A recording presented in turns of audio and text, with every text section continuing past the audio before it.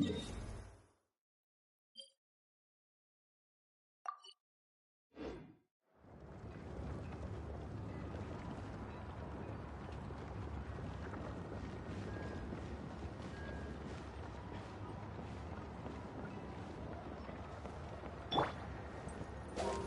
play!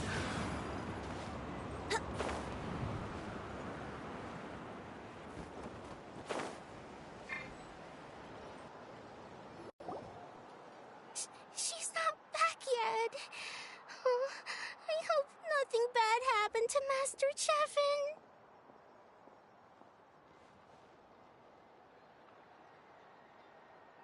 Hey, that little kid is crying. Wonder what happened. Let's go check what's wrong.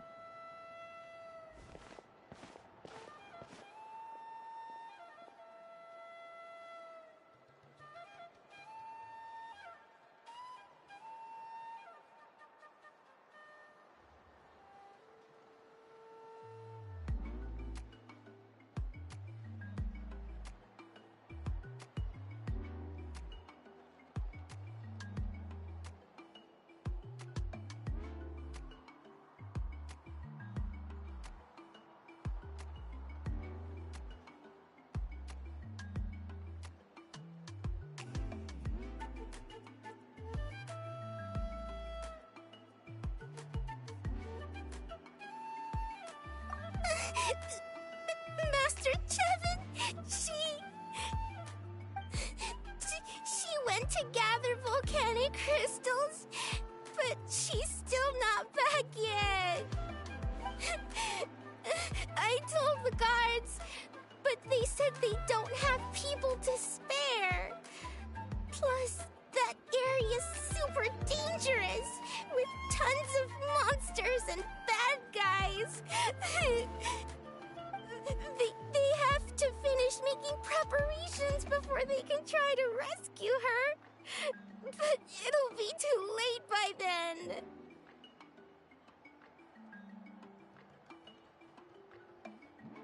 So, you'll help? Great! I'll just make a quick sketch to show you where the guards went earlier.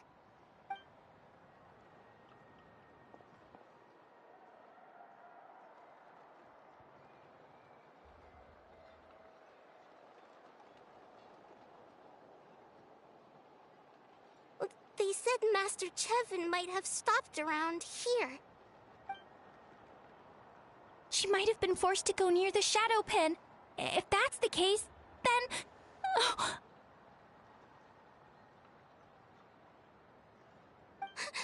Please, you have to save her!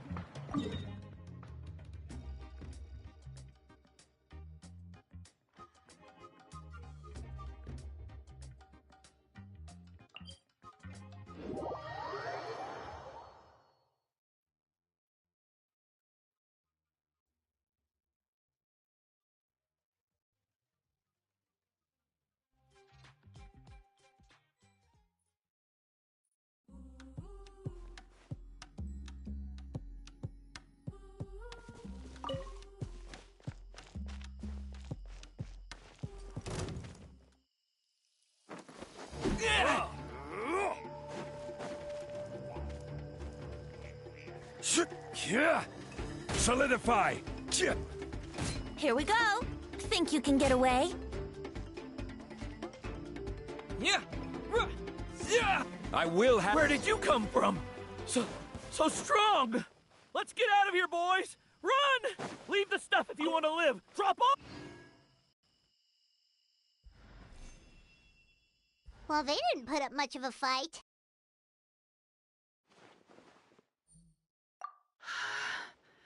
Thank you so much. I thought I wasn't gonna make it down this mountain alive. Saved by the Traveler. Guess my luck's not too bad today. Sorry. Let me introduce myself. I'm Chevin, a gem artisan. I'm not usually this lucky, but maybe things are looking up. She did, huh? I didn't mean to make her worry. I wasn't planning to be gone longer than 2 days, tops. But then, I discovered a new seam of volcanic crystal near the Shadow Pin. It's a large deposit, and the purity is exceptional. I dug up a whole bunch of it and was getting ready to head back. But the phlogiston within the crystals attracted monsters. Anyway, I'm sure you've seen the state this place is in. It's all because the Shadow Pin suddenly came crashing to the ground and left behind a massive crater.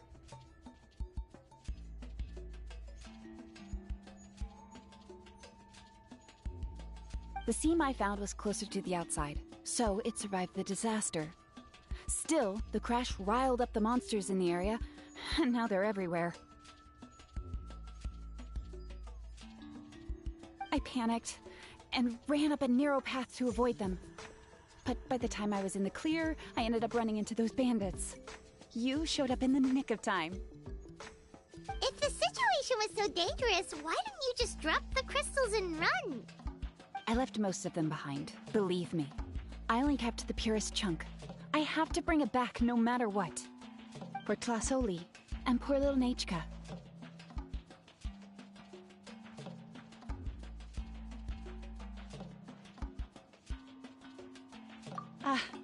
Right, you wouldn't know. Tlasoli is a former ancient name artisan, and Nachka is her daughter.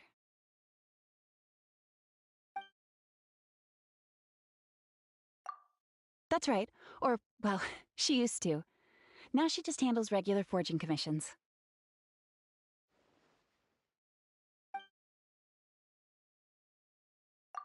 Because of her daughter. Poor Nachka contracted an awful illness, and Tlasoli put everything aside to take care of her. Even as Nachka's illness grew worse, Tlasoli never gave up. Like a torch in the night, she was determined to burn bright, even as darkness encroached from all directions. Still, all's well that ends well. Thanks to the doctor's medicine and the YOP's protection, Nachka's flame was rekindled. Her condition has been slowly improving ever since. She's still weak, of course, and has to recuperate at home. But she's well enough to write letters already. She often writes to Shilonen, apparently. Her dream is to become an ancient names forger just like her mother. Her birthday's in a few days, so Tlasoli asked me to find a pure volcanic crystal to give her as a present. Yeah, talk about an important chunk of ore! What a nice gift! Paimon hopes it helps her feel better. I'm sure she and her mother appreciate your well wishes. All right, let's head back. I'm sure Imish is worried sick. Actually, why don't you come with me to visit Tlasoli tomorrow? It's all thanks to you that I managed to bring back the crystal.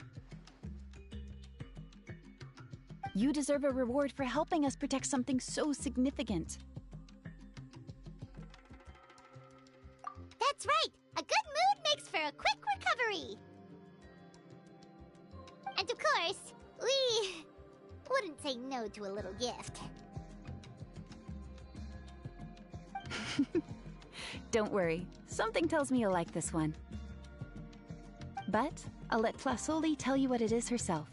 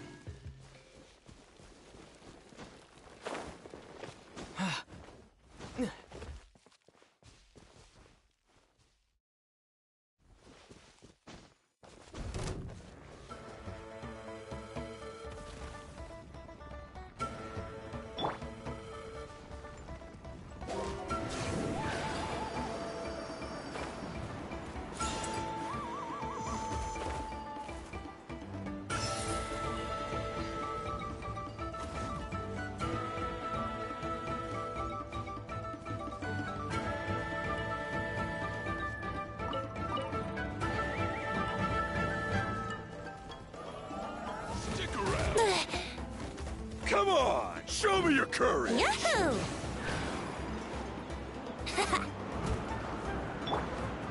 Stabilize! May I present?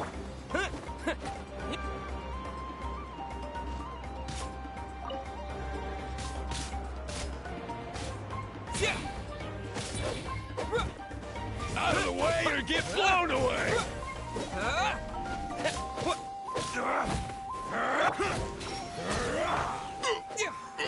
Forget it!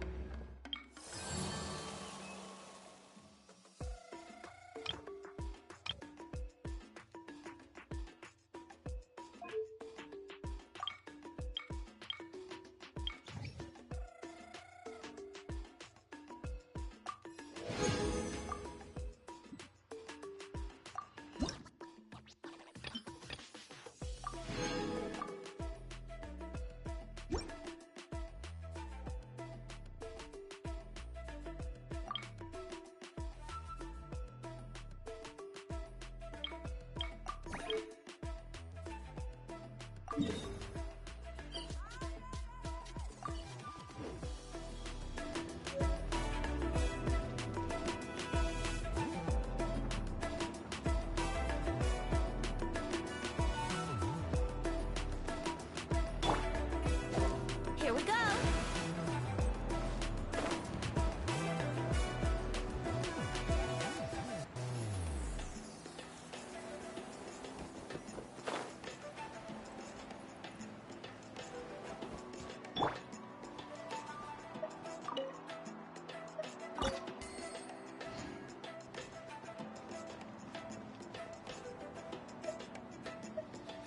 The old tools really are the best.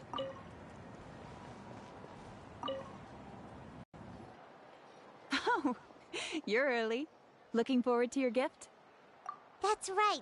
Nechka's been so sick, and Tlasoli had to give up what she loves. Things might get better, but they could probably still use some cheering up. I've already asked someone to swing by and let Tlasoli know we're coming. She's probably made all the necessary preparations. Let's go then. Do you mind watching the story, Mish? I'll be right back.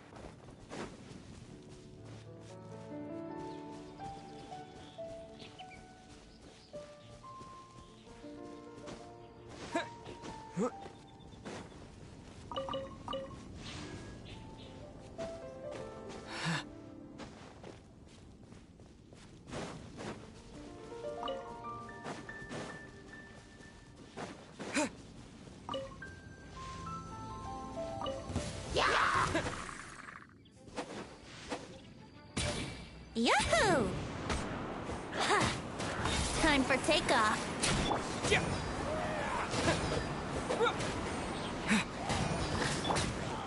Gather! This is order.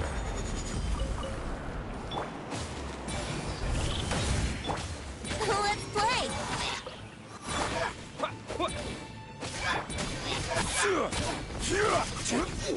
Solidify!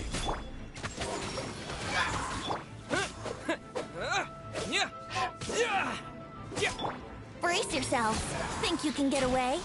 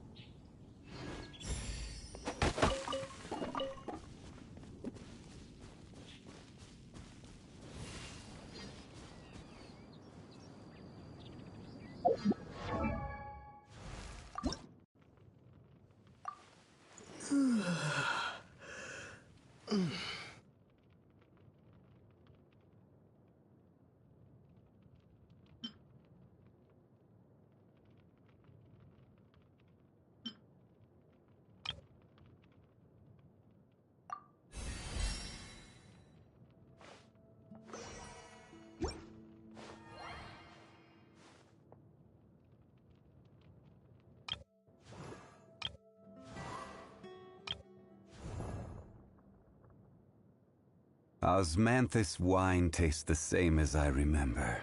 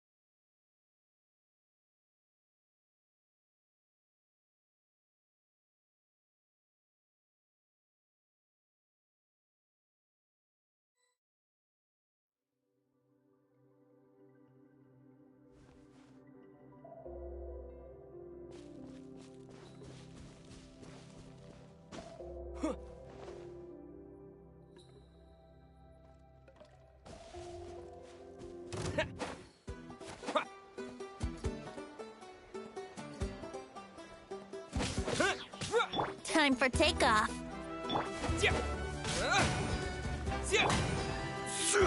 Gather.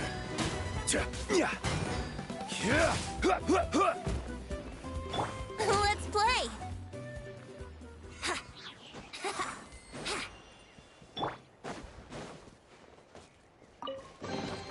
I'll keep this close.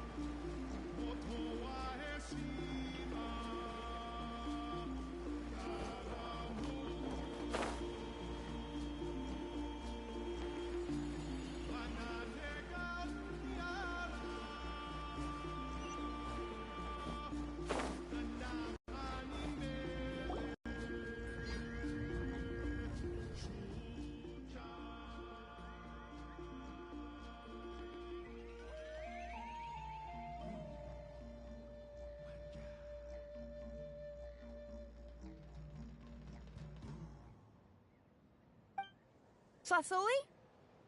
Are you home? Open the door! That's strange. Huh, the door's locked. But she shouldn't be out at this time of day.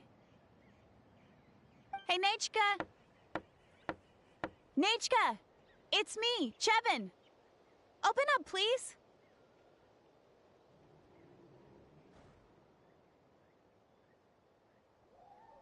Still, I told Tlasoli we were coming.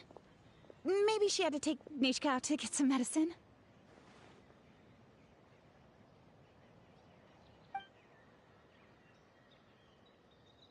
Hey, what's that over there?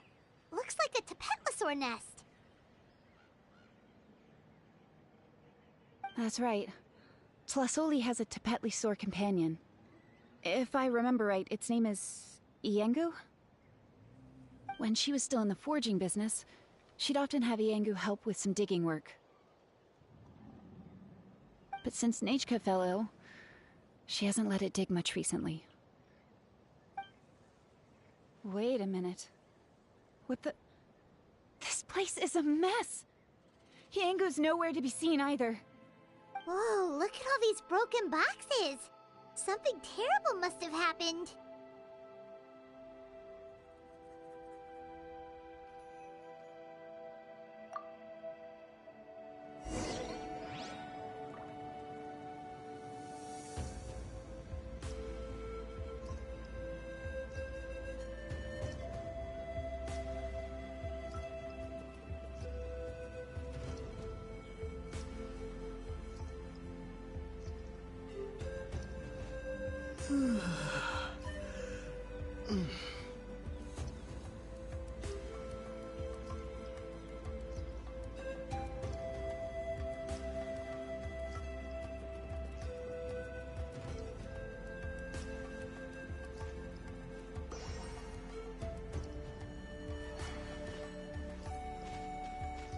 tracks end at this cliff. Could the Tapetlosaur have climbed up the mountain? Let's head up there and see.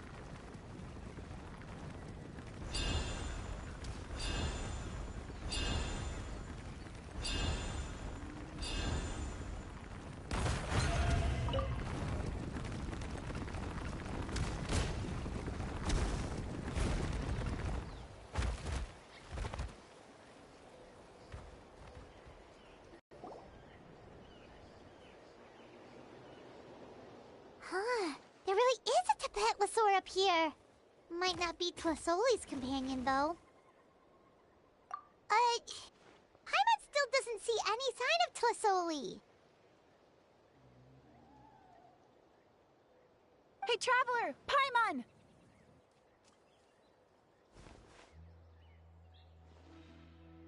That's Chevin's voice!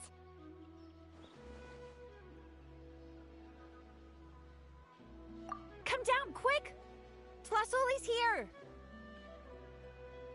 Huh? We just got up here and Tlasoli's back already? What a coincidence.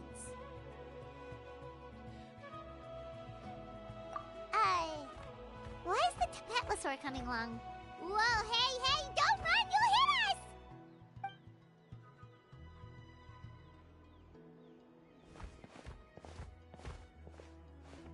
Yangu, come here. Are you being naughty again? Oh, that's a good Saurian. Oh, you must be hungry. Sorry.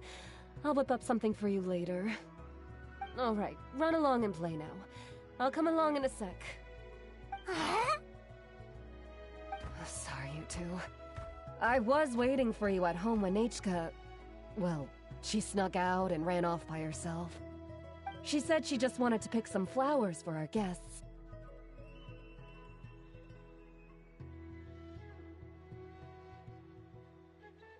But she ended up getting lost along the way. Luckily, I managed to find her before long.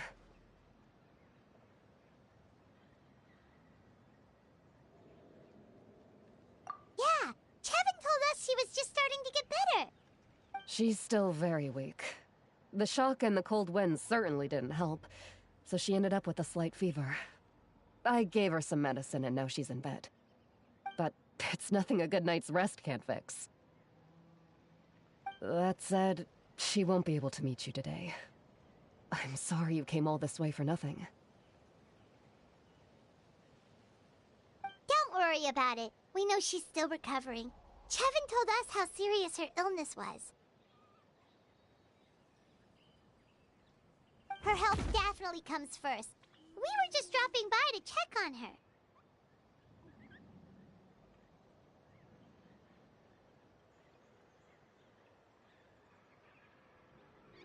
Well, she can at least speak to me and go about her day normally. That's already more than I could ask for. Hey, cheer up! This is supposed to be a happy occasion. We do appreciate that she tried to welcome us with flowers. Anyway, Tlasoli, about the thing I was telling you before. Yeah, what did you get us?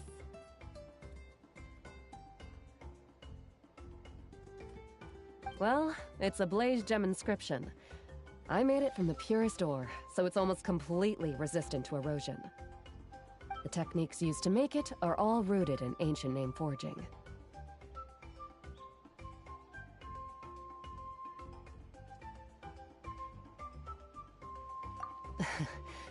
Don't say that or the Wild might smite me. The process just uses a few of the same techniques and materials. When I first made one, I didn't think it could serve any practical purpose, apart from the erosion resistance and the general aesthetic. But then Chevin suggested using the crystals to make a special kind of ornament. Blaze gem inscriptions made by an ancient name artisan, engraved with words that never fade. Quite the sales pitch, don't you think? Wow, that description really does make it seem special.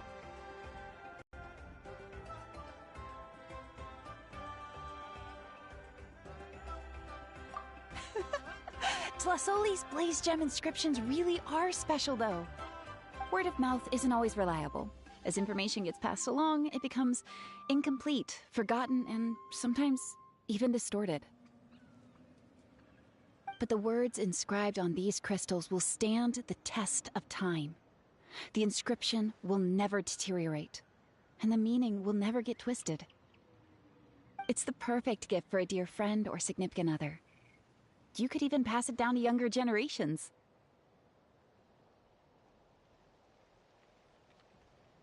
Paimon's interested! Let's buy one, Traveler! We can engrave our names onto it! Then, once we find your sister, we can get her to add her name as well! That way, our names will be together forever!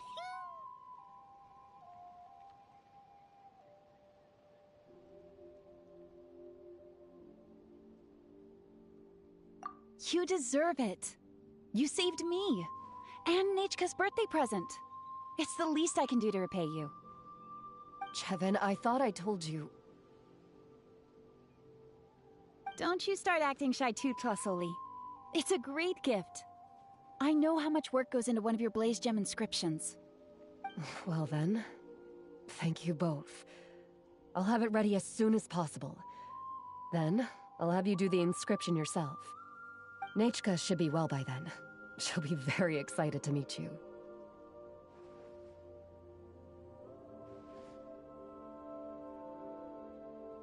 Whoa, let's not get ahead of ourselves. We don't even know how expensive that would be. You sure we have enough travel funds? Hold on. This isn't part of some scheme to make us spend all of our mora, right? Chevin? You never know. You do look like you have some savings to spare. No, don't listen to that, Traveler. You'll end up losing all your mora. In any case, it's up to you. Oh no, it's the Tapatlosaur again! Quick, someone stop it! Paimon doesn't want to get run over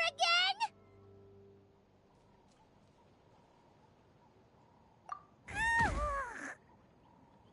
Also, if you don't mind, Tlasoli, I'd like you to help me repair my blaze gem inscription. I dropped it when I was attacked earlier. The rope and clasp both snapped, so I haven't been wearing it. I tried fixing it myself, but I just couldn't get it to stay. Could you help? Just leave it to me. I'll make it as good as new. Thank you, Chevin, for going all that way and... It was nothing. We all just want Nechka to get better. You're right. Miangu, behave yourself. I'll feed you in just a second. I'll have Chevin contact you once everything's ready, Traveler. Maybe we'll even line it up with Nechka's birthday. We can even have a little party. Oh, that sounds great! We'll look forward to all the good food, and we'll make sure we're ready to eat. Anyway, see you around,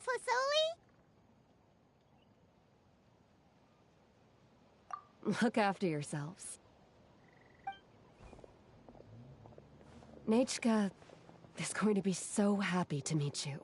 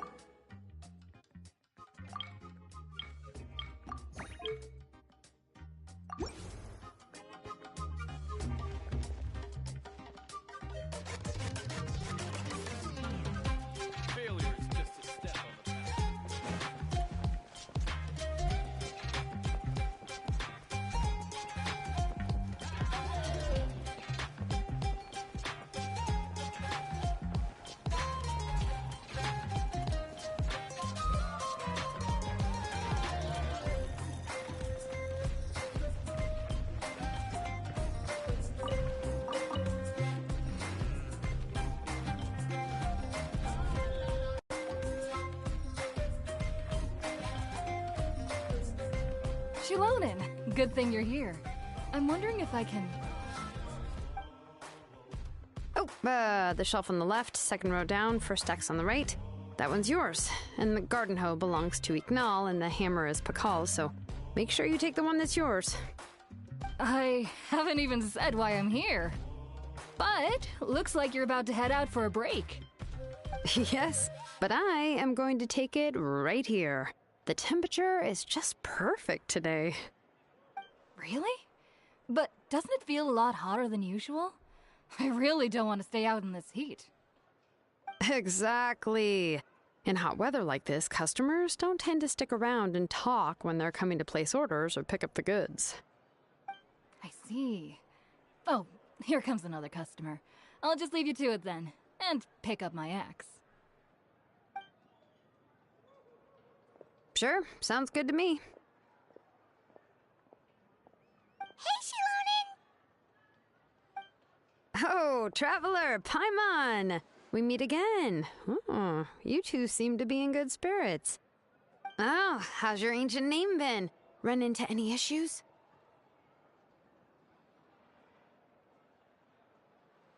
Oh, good. It was my first time working with the Lord of the Night to forge an ancient name, and you're not even from Natlan.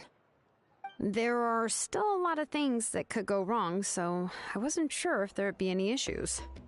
Huh? So, what are the chances that something might still go wrong? Well, less than the chances of Mualani accidentally falling off a spirit way, I'd say. Oh, well, that definitely would never happen. I found the Shilonin. Thanks a lot. By the way, Nichka's birthday's coming up real soon. Are you planning to visit her? I've prepared a gift, and was just getting ready to take it to her. You're not planning on giving the kid a full set of pliers again, are you? Or, let me guess, woodworking tools?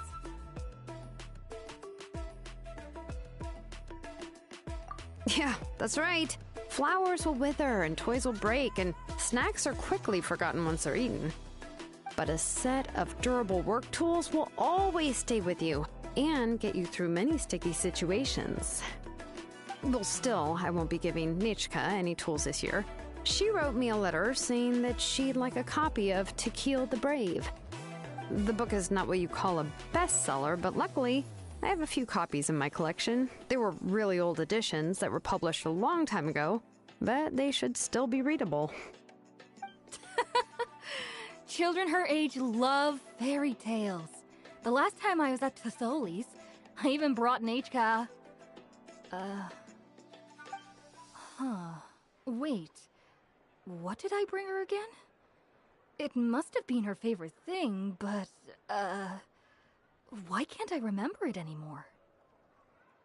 Oh, it is quite hot today. Seems you're about to pass out from the heat. Do you even remember your own name?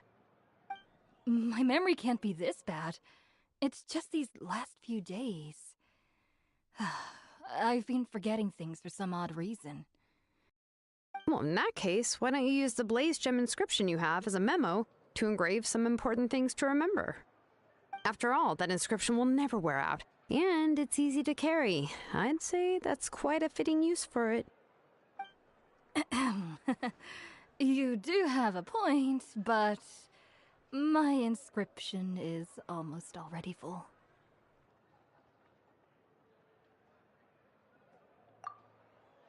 No.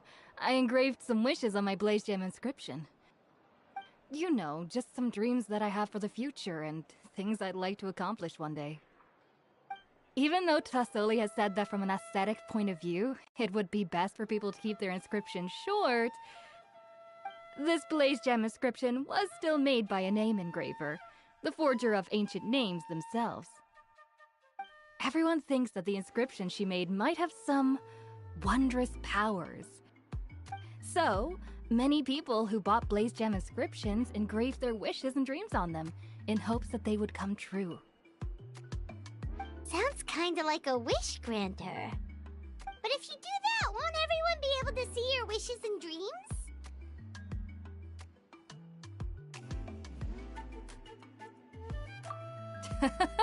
Don't worry. We usually ask Tasoli to add the inscriptions for us.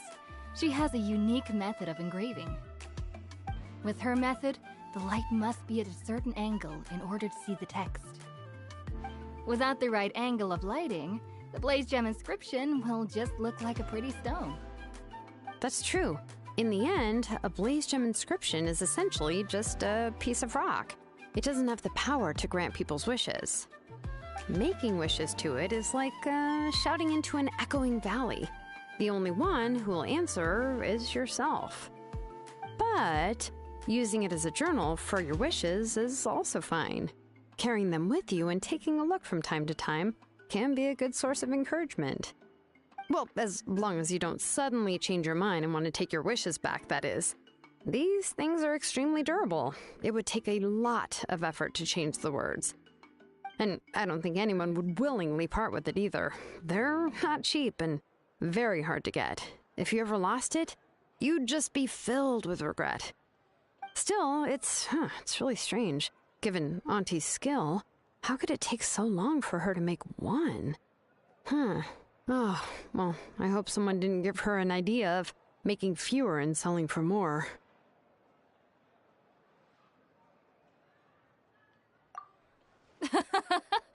It's true. Chevin would totally have put that in her ear. Still, I don't think it's such a bad thing for Tosoli to make some money by selling these. At least she and little Nachka are better off now, and won't have to worry about the cost of treating her illness anymore. I was really worried about their family at first, and was even planning to send them some... Huh?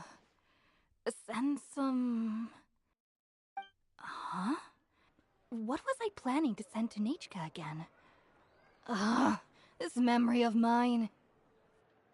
All right, if you stay out in the heat for any longer, I'm afraid even the inscription won't be able to save your memory. You should, go back. Yeah, get some rest. Right. Right. Please give my regards to Tlisoli and Nachka.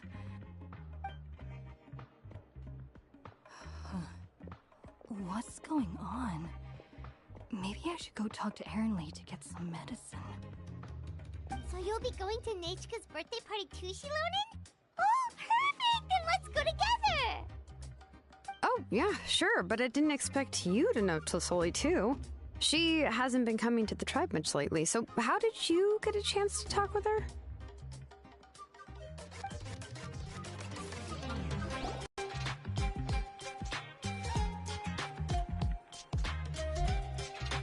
Oh, so that's how you met her. She even wants to use volcanic crystal as a forging material. Guess she's really pulling out all the stops for her daughter.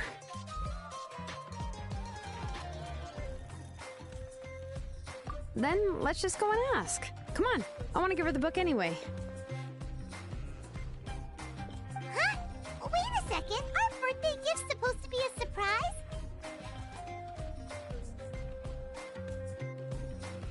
If we ask Nachka, then she'll know what gift we'll be giving her, and that would ruin the surprise!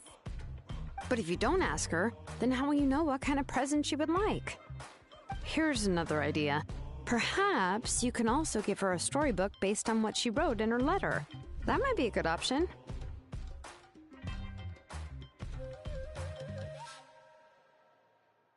But shouldn't we give it a little more thought? If we all give her books, it might seem like we didn't put much effort into it.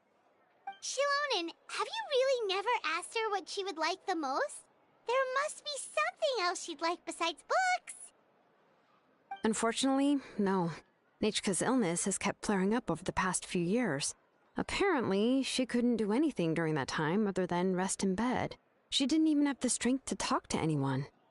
It wasn't until recently that she started to recover from her illness and regained strength to write letters to others. Anyway, there's no need to overthink it. Worst case scenario, I can split the book into 2 volumes and we can each give her one.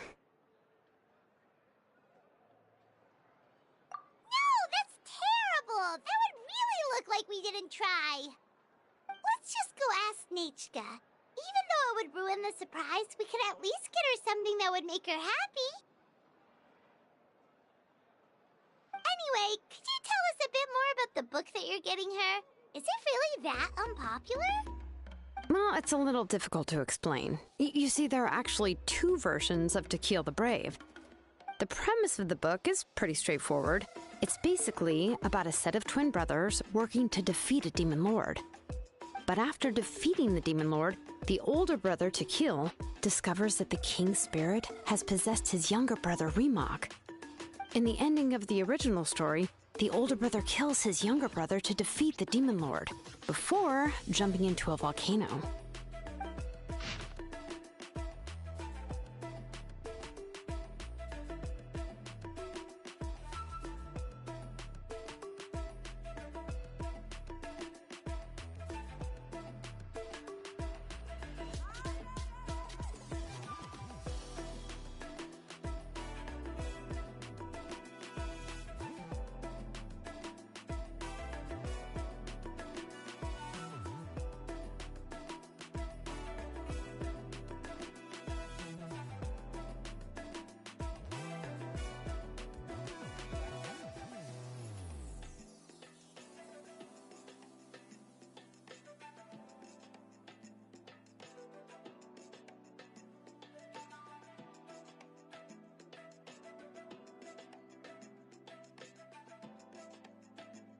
I remember there was one line that was super popular at the time.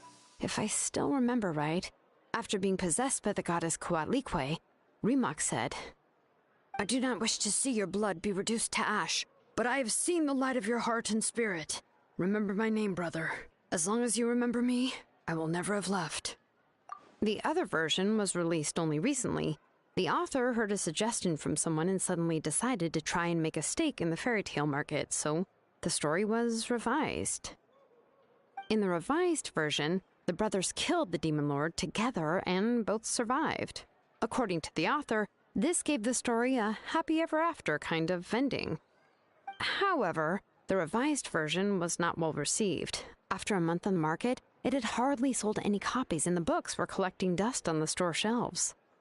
The store owners desperately tried to get rid of the book, and have resorted to all sorts of promotions and discounts to sell it. Even now, the only edition of To Kill the Brave you can find in the market is the newer one, whereas the older edition is nearly impossible to find. Anyway, I couldn't bring myself to give such a poorly rated book to Natchka, so I spent a few days looking and managed to find a few copies of the old edition in a warehouse. I picked out a copy that looked relatively new and wrapped it up as a present for Natchka. If you're interested, I can give you this extra copy to read. The pages are pretty old, though, so please be gentle with it. Oh, and here's a copy of the newer edition, too.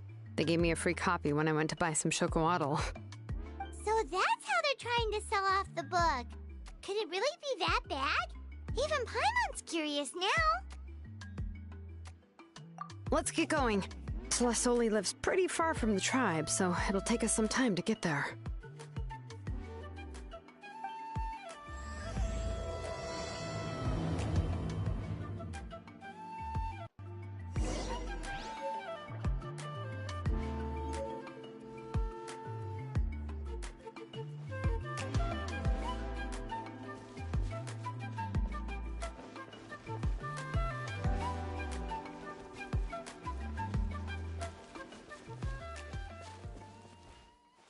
Yeah.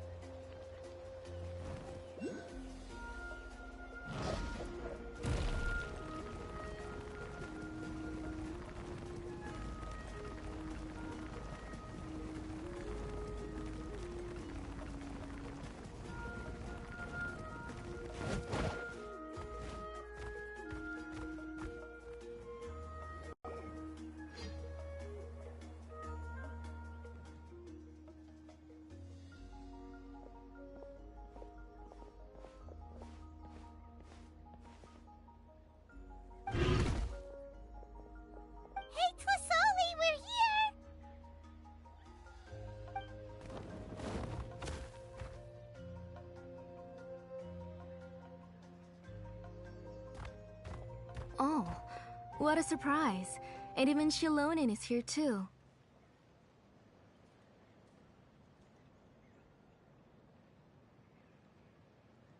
Oh, it's been a while since I've seen you, Auntie. I received Nechka's letter. She wanted a copy of To Kill the Brave, right? Well, I've brought the book for her. There are several editions of the book in Natlan, and I wasn't sure which version she'd prefer. I asked a messenger from the Scions of the Canopy. It seems this softcover edition is one of the most popular options, so I brought it for Nechka. You haven't changed a bit, Shilonen. Let's go inside. I was just boiling some chocoatl, so you can all try some. Shilonen used to love drinking chocoatl. When she was little, she would always have several cups every time she came to visit me. You were already a big girl by the time I finally had my Nechka. Alright, for now let's... Oh, Auntie, let's go inside. Traveler, please help me get her into the house.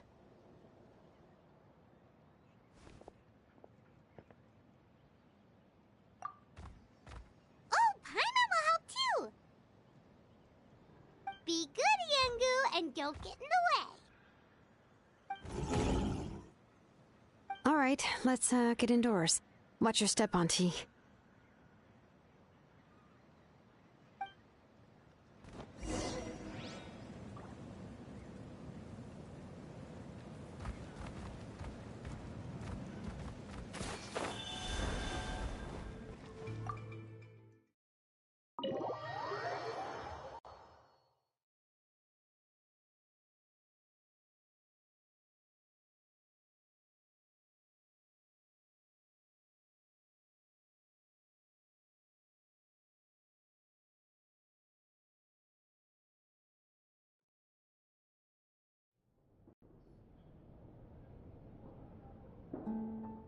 sorry. Nechka's illness has been flaring up recently, so I was up for a few nights. I suddenly started to feel dizzy in the sun. I hope I didn't scare you.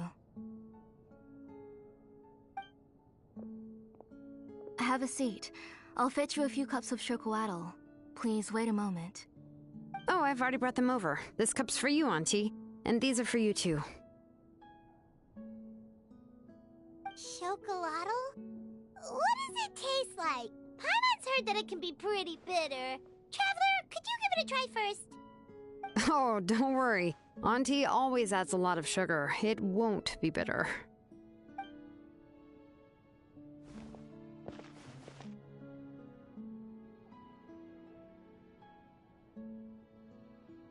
The last time you came to visit, you were still just a kid.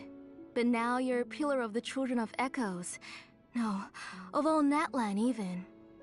Oh, well, it's all thanks to the drinks I had here and the books I happened to read.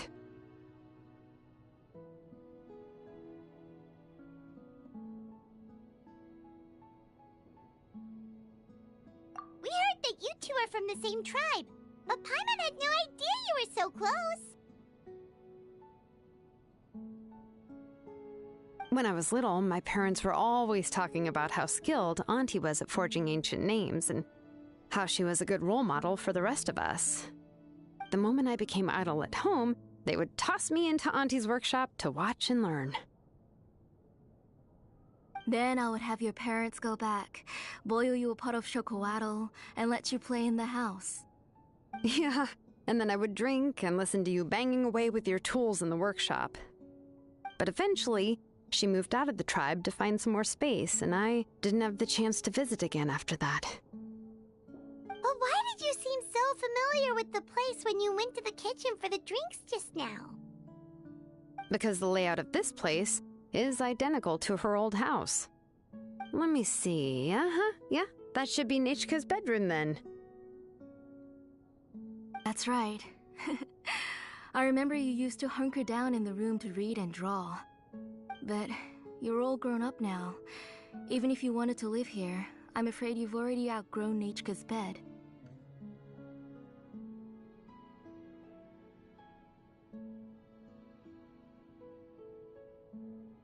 That's how Nechka sees Shilonen, too. Whenever she's feeling better, she always asks me when her pen pal sister will be coming to visit. Well, yeah, I'm here now, and even brought a gift as an apology. I'll leave the book here. You said Nechka asked you for the book? I hope it wasn't too much trouble to get. Really, I'm surprised that she even asked you for a present. When she's at home, she'd even ask me for permission to eat some snacks. Maybe I've been too strict with her. She's obviously starting to like her big sister more than her own mother. Oh, really? Well, I'd say I really haven't done enough to deserve the title of big sister. Yeah, I wasn't able to help her when she was sick, and I didn't even come and visit her that many times. Well, the only thing I have been able to do is to help her find some books. Don't be too hard on yourself, Shilonen. You have great responsibilities as the name engraver of the tribe. We both know you are far too busy to take care of her. The responsibilities on your shoulders also became far heavier when I gave up on my work. You just had more important things to tend to, Auntie. No one in the tribe blames you. We all know that Nechka needs her mother's care. But that doesn't change the fact that I gave up on my work. And even now, I still have not found the courage to pick up my hammer again. I'm sorry to leave you to shoulder all the responsibilities alone, Shilonen. Oh. Whoa, why so somber all of a sudden? Don't be so sad, everyone! Hasn't Nechka gotten better lately?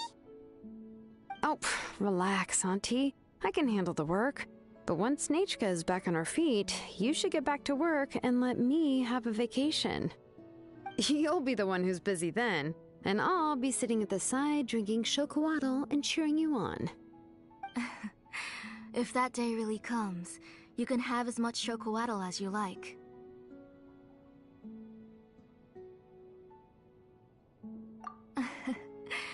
If you asked me before, I wouldn't have even been able to talk about it. But now that she is gradually recovering, I've also gained some courage to face what happened back then. Nechka's illness actually originates from the Abyss.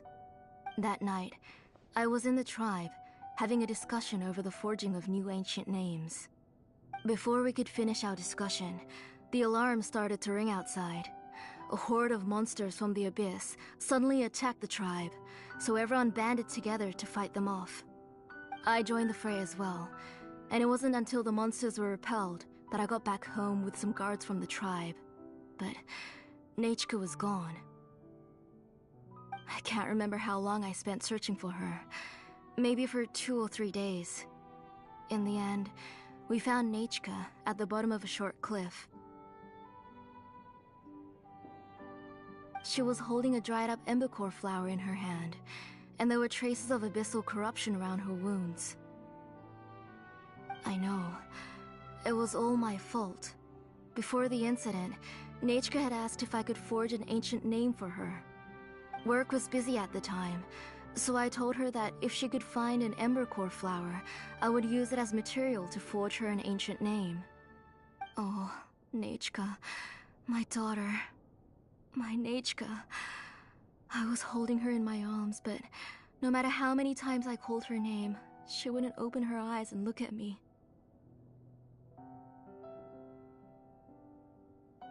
I was the one who decided to move my workshop to the outskirts of our tribe for work, and I was the one who left her home alone.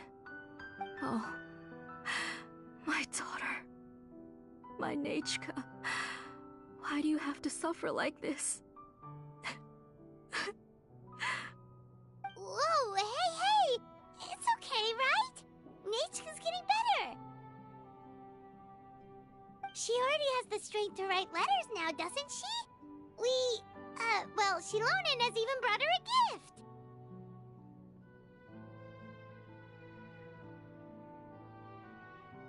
Sorry. I just can't control myself whenever I remember that time. Phew. Alright. It's not every day that we get guests. I really shouldn't be crying like this. I asked someone to buy some ingredients for me. So, why don't you stay for dinner tonight? I'll make some shrimp bisque, grilled fish and mint sauce, and tower tacos. We'll help. That sounds like a lot to make, and we don't want you to tire yourself out.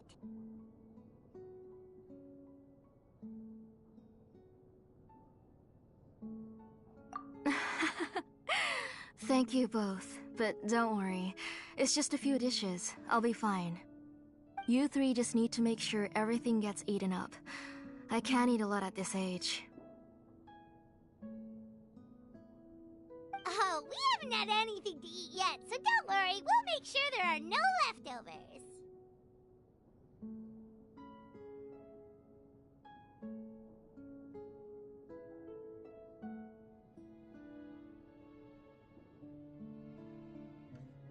Ah, it just occurred to me that Shilonen likes to eat cheesy crab hot pot. Why don't I make that instead of the grilled fish and mint sauce? I remember you don't like picking out fish bones. Nah, both are fine with me. I've learned to just chew up the fish bones now. Oh, come on now. If you don't want to pick out the bones, I can just take them out for you. Anyway, for dessert, would you like a cup of grain fruit or chocolate? Cup of grain fruit!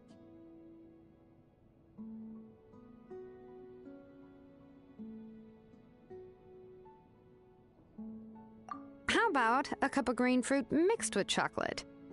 Okay, got it. I'll go start cooking, but could you do me a favor in the meantime? I ordered a bunch of ingredients, and they should be here any minute now. Would you go check by the door and see if they were already here? If so, please bring them in. Come on, Shilonen. Stop lying around. You shouldn't nap before dinner. It'll ruin your appetite. Hey, I'm not a kid anymore, you know. You don't have to worry about my appetite. That's beside the point. If you don't watch out for your health while you're still young, then when you get older, you'll... All right. I'm getting up.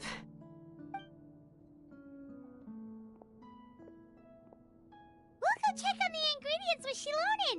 It isn't far, so it shouldn't take us long. That kid.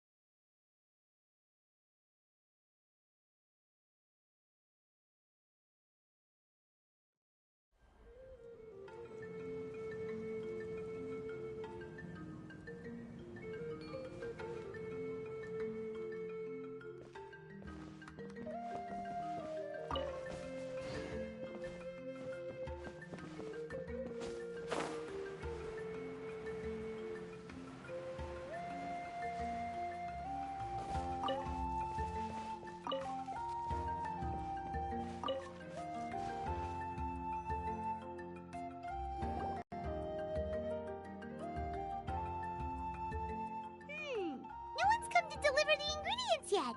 Paimon thought we'd see someone come flying down on a Yunkasaur as soon as we came out.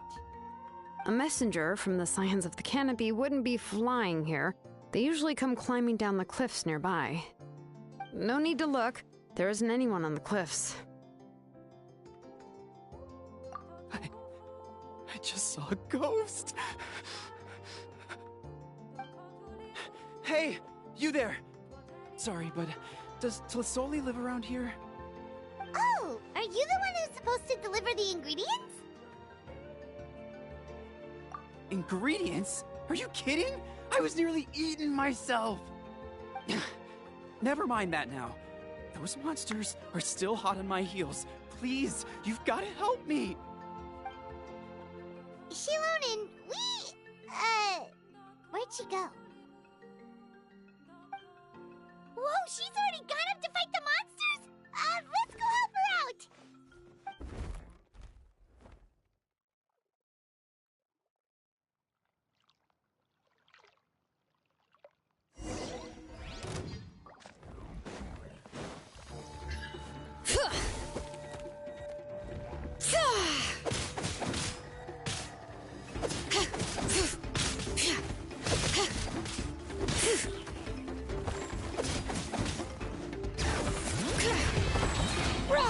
Letting brave names echo!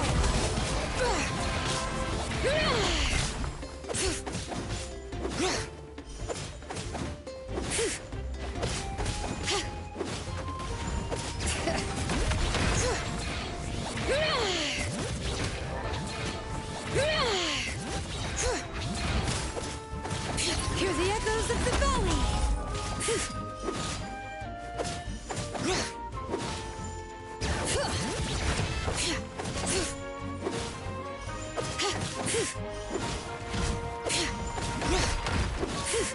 Bring it! Letting brave names echo!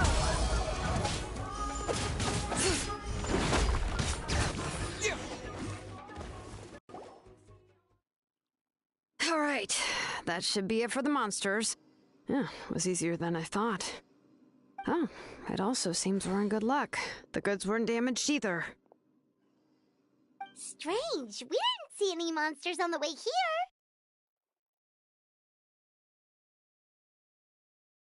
Yeah, right. I use this road to deliver goods all the time, and I've never been attacked like this before. It's the main road in and out of the tribe, so people often come here to clear out any monsters. This area is usually very safe. I don't know what happened, but it seems like all the monsters around here have gone berserk. Even the docile Tepetlosaurs are in a frenzy. Tlisoli doesn't even forge ancient names anymore, so why can't she just move back to the tribe? If she comes back, Nachka will even be able to find some playmates. She's so young and hasn't even...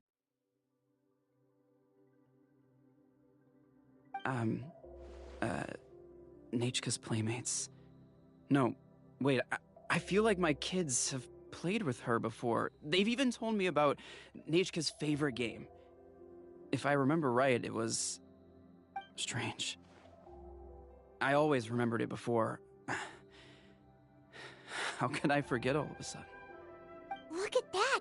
He has a Blaze Gem inscription too!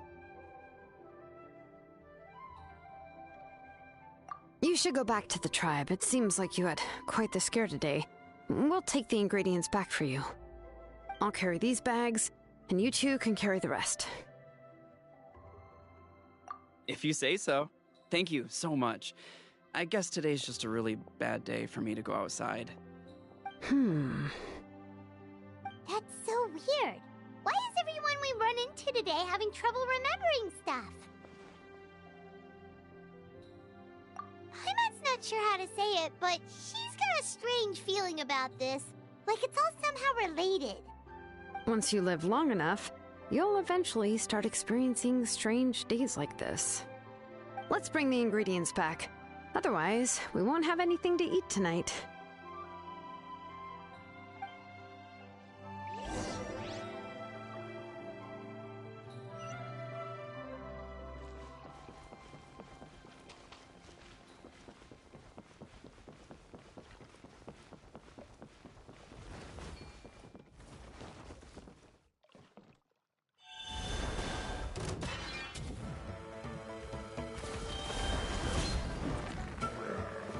Brace yourselves.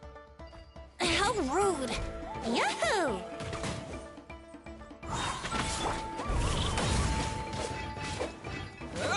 Think you can get away?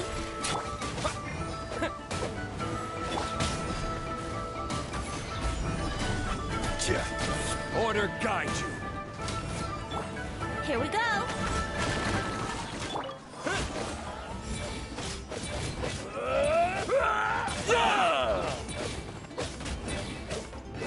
Yahoo!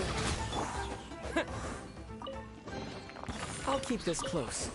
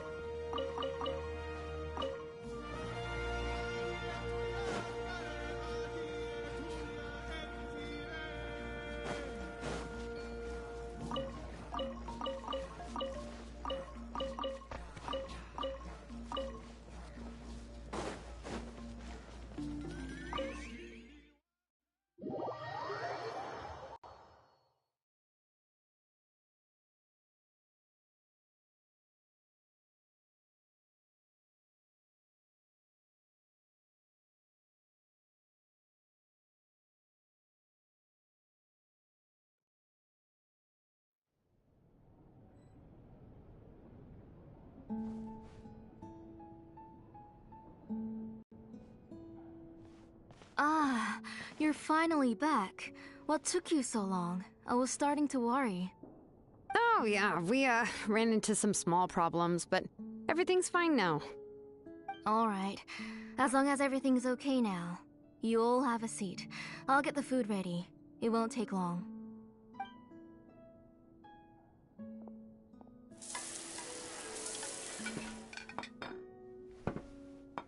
Whoa, there's so much tasty food! You're amazing, Tlasoli! They were all pretty simple dishes to make. Don't be shy. Dig in, everyone.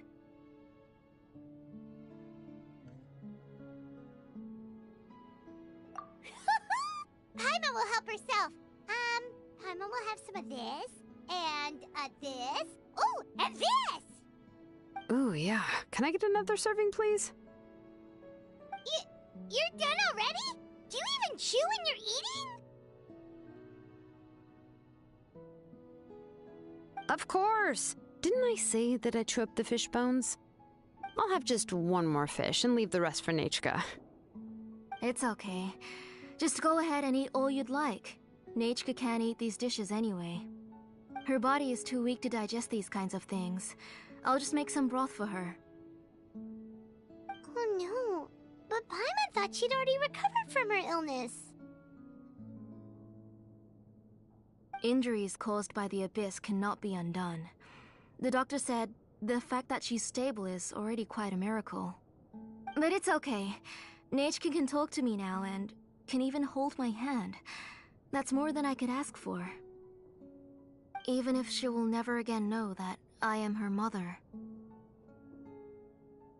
What do you mean? The doctor said the Abyss has had an irreversible effect on Nechka's soul. She's lost all her memories from before she was injured. The doctor also said this sort of memory loss isn't like simply forgetting something. Rather, she can no longer remember anything from before that fateful day. Huh? But how does that happen?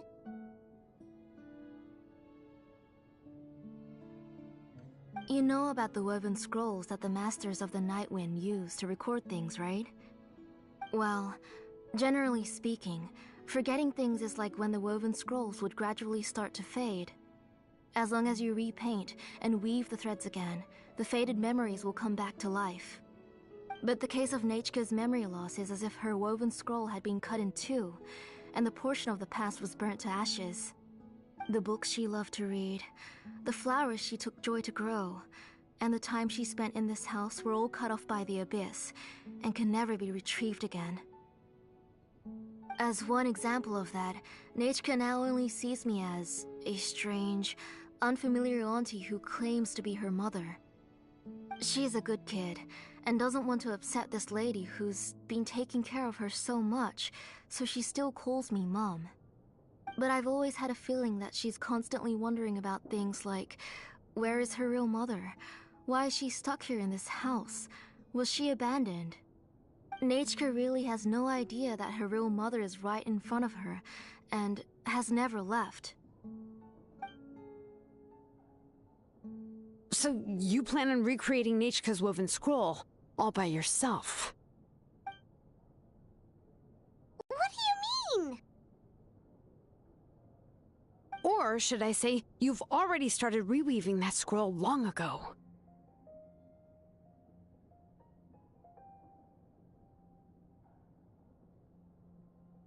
The delivery guys. I saw it hanging from his waist, so I asked to borrow it from him. Don't worry, I'll return the inscription to him once we've figured everything out. These things aren't cheap, after all.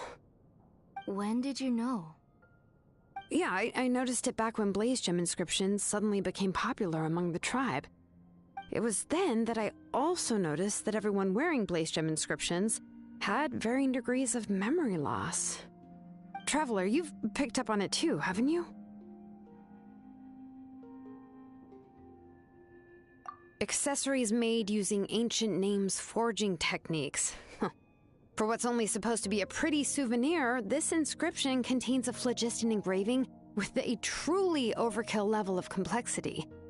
The shapes and patterns of these engravings are also identical to that of an ancient name.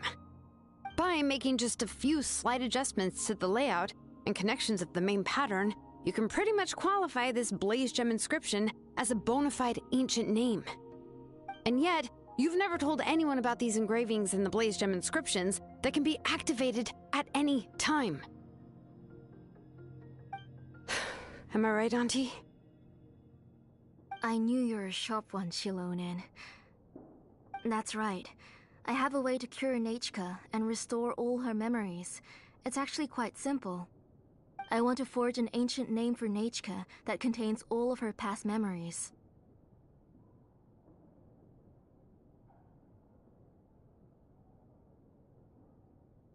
And the reason they must be approved by the Wyab is because the memories they bear are all stored within the ley lines. Extracting those memories from the ley lines requires the Wyab's assistance. But your plan wouldn't need you to do any of that, right, Auntie? Your blaze gem inscriptions will help you complete that part of your plan in the ley line's place. You will use the inscriptions to form a massive memory bank for Nechka. And the ancient names you're trying to forge will be used to extract corresponding memories from the memory bank. A memory bank? Wait, so the reason all those people were having trouble remembering stuff is because the blaze gem inscriptions took away any memories related to Nechka? Using other people's memories of Nechka to reconstruct her past? This is the first time I've heard of such an idea. You've seen through my plans, Shilonin. You're as outstanding as ever. Far more brilliant than me. I intend to use this method to collate all the memories related to Nechka and allow her to regain her past again. But wouldn't extracting memories like that hurt the person carrying the blaze gem inscription? Not at all. Every time a blaze gem inscription extracts memories, the process is under my precise control. That way, there's no chance of anyone in the tribe getting hurt. This is the central inscription that controls all the other blaze gem inscriptions, which will also soon serve as Nechka's ancient name. You made all of this yourself, Tlasoli?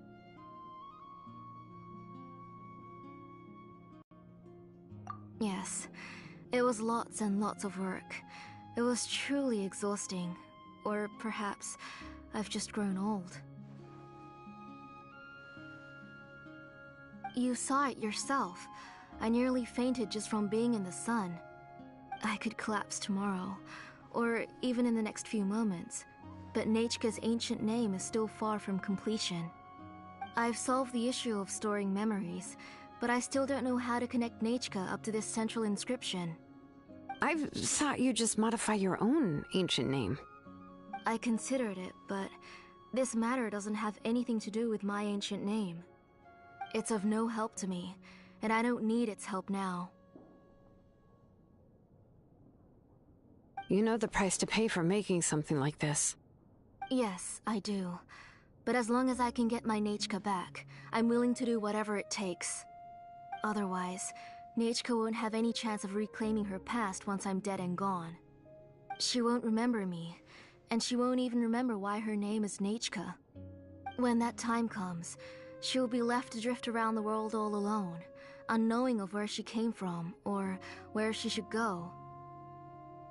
She is my daughter, the one to whom I gave the Nechka name. Whether it be as her mother or as a name engraver, I can't simply stand by and let her name disappear. Shilonin!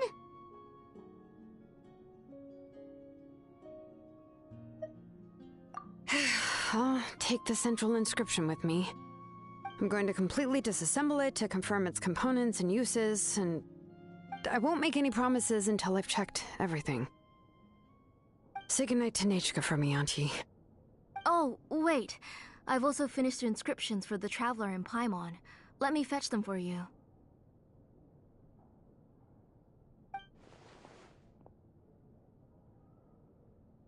I'm sorry it took me so long to finish them. Hold on, Auntie. The Traveler and Paimon have never met Nechka before, so you can't draw any memories from them. That wasn't my intention. They're just ordinary gifts. Please, take them. Huh? What was that noise? Nachka must have woken up and wants to get out of bed on her own. Sorry, I'll go check on her first. Nachka, don't try to get out of bed. Just tell Mom if you need anything. You go ahead and take care of Nichka, Auntie. Let's go, Traveler and Paimon. There are a few things I want to tell you.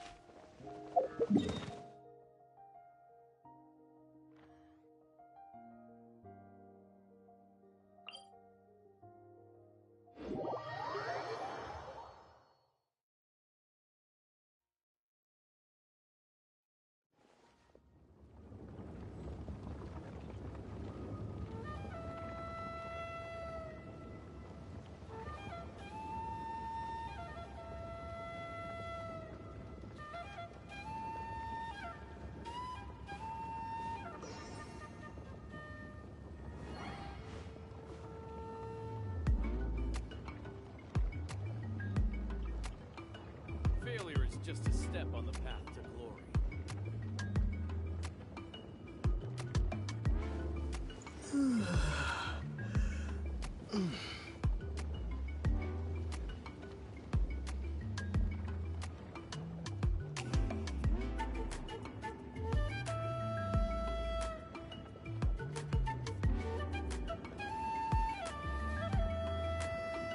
Failure is just a step on the path to glory.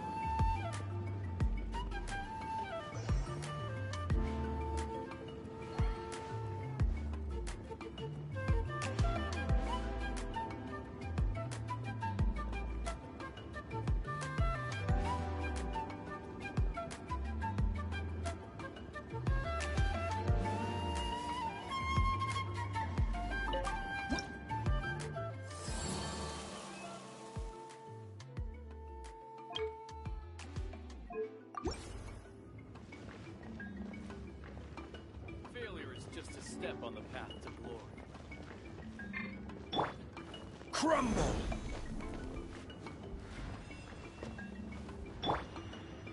Here we go.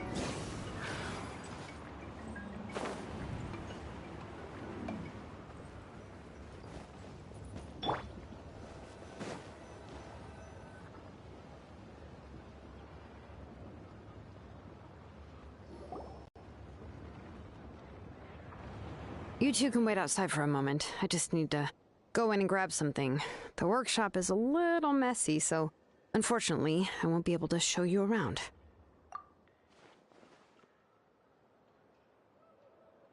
Oh, yeah, that's not really what I mean. It's not the mess that's really the problem.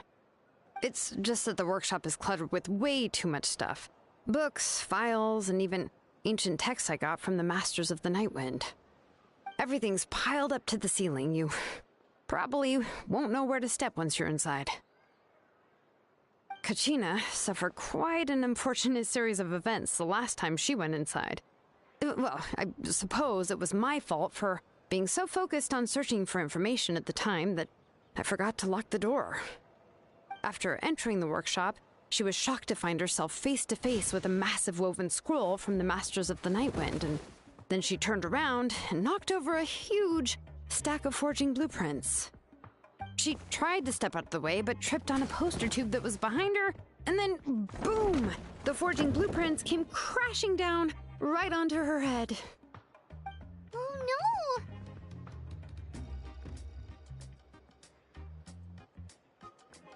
She's lucky I noticed in time.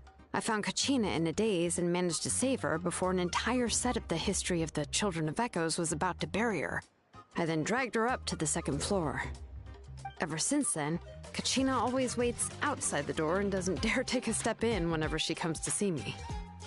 Yeah, you're an artisan and craftswoman after all. We thought there would be weapons and armor hanging all over the place. But it seems more like a library than a workshop. Well, my primary work is forging ancient names, which is much trickier than making swords and tools. Aside from the necessary craftsmanship, I also need to consult many ancient texts. You probably already know that each ancient name represents a certain spirit, behind which are countless related stories to support it. In other words, the essence of an ancient name is the physical manifestation of a certain spiritual will. And as a name engraver, when I'm working on a new ancient name, I'm not only trying to give it a physical shape, but more importantly, I'm also trying to understand the spirit contained within the name. And to do that, I have to collect as many related stories as possible and read through them all. But, as you might know, people tend to add a lot of extraneous details when it comes to stories about themselves. For stories that have been clearly exaggerated or altered, I must gather other related stories and information as cross-references. This way, I can filter out all the absurd and exaggerated details and restore the person's life to its true nature. Only in true stories can you find the authentic spirit. And this is the only way for the spirit to become an ancient name that matches its essence. We've heard about the concept behind ancient names before, but after hearing you explain the details, Paimon can't help but think that that ancient names are really powerful.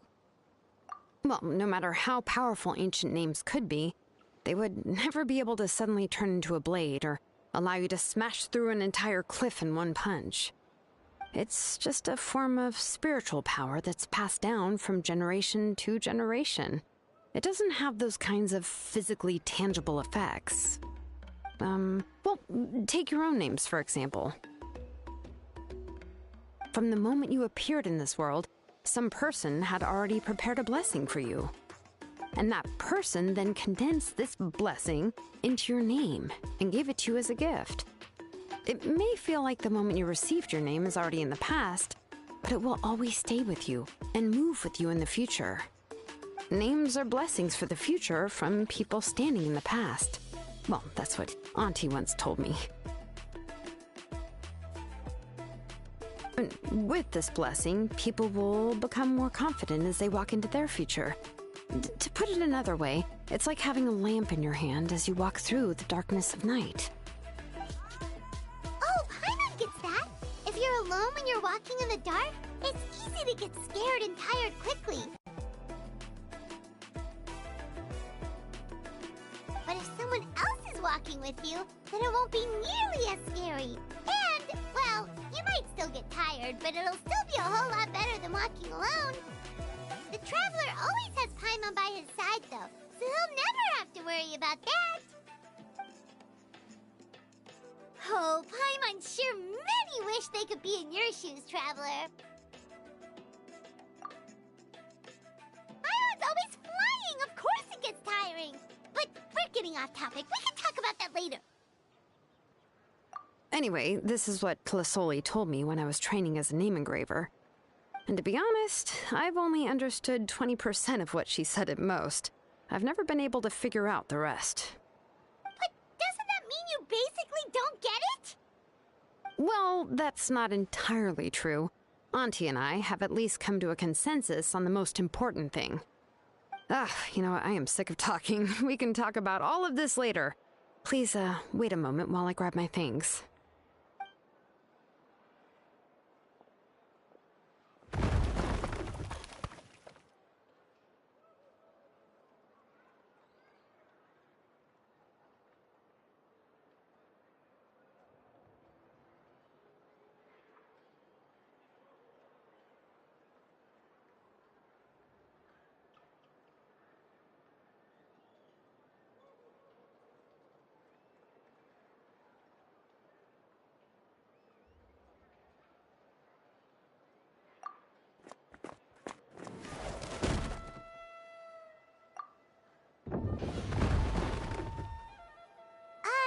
Did you hear a whole section of something collapse in there just now? It's fine, it's fine. It was just a bunch of very old ancient name records. I've already made copies of them. I, kept this set of phlogiston wedges in the back, so it wasn't easy to take out. I had to resort to brute force. Come on, let's go disassemble the central inscription. It shouldn't take long.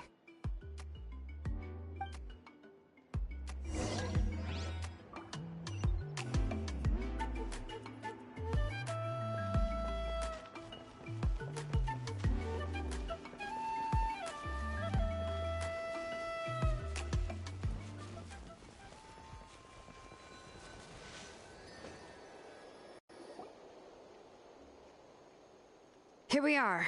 This is the place. This cliff is pretty high. What are we going to do here? Are we going to climb to the very top and then throw this inscription down the cliff? I'm going to use phlogiston to make an engraving circle on the cliff wall. That will allow me to investigate the internals of the central inscription. Now let me see if this thing can even turn on. I was still an apprentice last time I used it. Before we attempt to engrave the inside pattern of an ancient name with phlogiston, we always use this to draw out the engraving diagram on a cliff or open ground. Only after we've confirmed that phlogiston can flow properly through the internal engravings can we start formally working on the small internal engravings of the ancient name. If we want to dismantle the central inscription, in a non-destructive manner, we'll have to use this thing. I really don't want to engrave such a large diagram with my bare hands. Oh, so you'll be able to see what it looks like on the inside without ruining Tlasoli's inscription? For the most part. If it were just an ordinary unfinished ancient name piece, I'd just take it apart and pour phlogiston into the internal engravings to see everything. But since it's a central inscription, it would be better not to destroy the blessing that Auntie has prepared for Nechka. So, Shilonen, does this central inscription fall under the 20% you understand about ancient names, or the other 80% you don't understand? Oh, don't worry. As I said, Auntie and I share an understanding of the most important principle, which is names are intrinsically valuable. Only by having names can things be sorted and categorized. They allow the world to become more orderly and identifiable. For example, when I order ore, I would usually say I need volcanic crystals of about 35% purity and no more than 3% of impurities. Without specific names, I would only be able to go to the ore merchant and say, I want this and this. No, this isn't it. That one. No, not that one either. Yeah, you see what I mean? Names are a crucial part of how we standardize our workflow. Without names, the work would be impossible. Yes, because forging ancient names is first and foremost a technical job. There's no debating that. As for the question of why it's important, as long as it does not affect your ability to perform your work, you'll gradually understand it as you put the process into practice. After all, creating an ancient name is quite the complicated process. Well, let me break it down even further. We're not in the tribe right now anyway. Essentially, by forging ancient names, I'm assigning nicknames to the heroes in Natlan's history. Giving someone a name is a subjective expression. You just need to express your hopes and wishes for them. But giving someone a nickname is a much more objective expression. To come up with a fitting and accurate nickname requires much thought and observation. If ancient names or nicknames aren't descriptive enough, no one will remember them anyway. So the best I can do is gather all the information I could and try to come up with the most fitting nicknames possible. Even a minor mistake in the process could cause people to misunderstand the nickname. For a name engraver such as myself, such mistakes would be considered a major blunder. Paimon isn't trying to come up with a nickname for Shilonen. Besides, all of Paimon's nicknames have been very descriptive. Everyone can remember them. Phew, now I'm curious. Why don't you, come up with one for me? Are you serious? Of course. This is also my line of work, you know. Go ahead. A nickname? Shilonen. Well, she uses phlogiston to forge weapons and make names for others.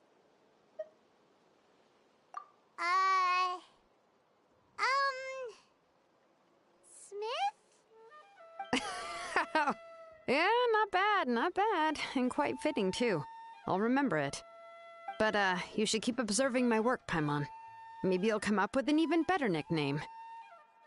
Right, okay, time to make like a smith and start smithing. Watch closely.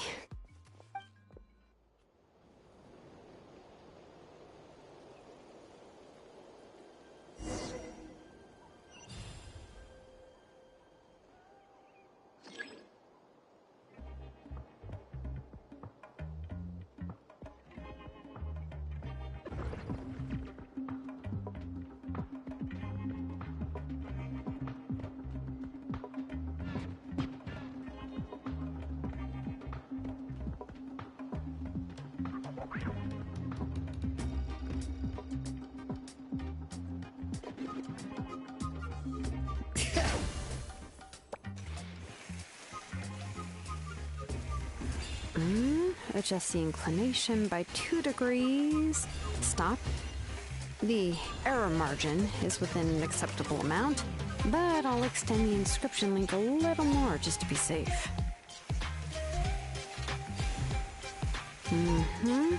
I'll leave some space here, When the linked engravings are activated, the inscriptions here will overlap with each other. There! That should complete the flow.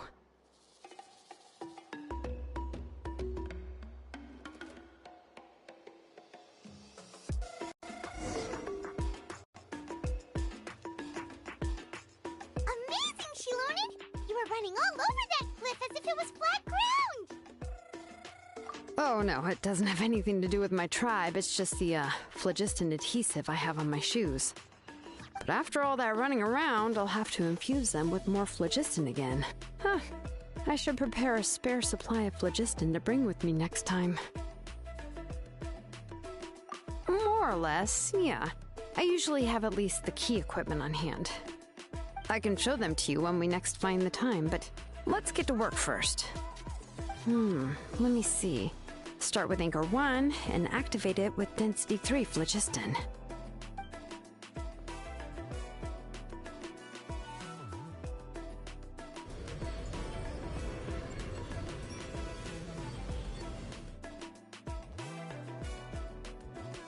Whoa! A super huge diagram just appeared! Tlasoli's central inscription is even floating!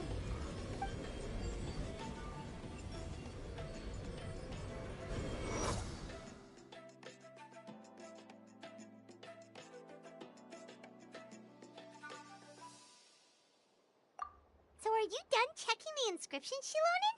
How does it look? I didn't find any anomalies in the phlogiston engraving. All the adjustments are indeed based on ancient name engraving techniques. That means we can help Tlasoli and Nechka now, right? Well, probably, but I have good news and bad news. Oh, but I'm also just going to go ahead and share both, so it's not like you'll have a choice in the matter. Paimon will cover her ears after the good news. Well, even if you cover your ears, the issue will still continue to exist. But, before we get to that, I want to ask the Traveler a question. What are your thoughts on absorbing memories?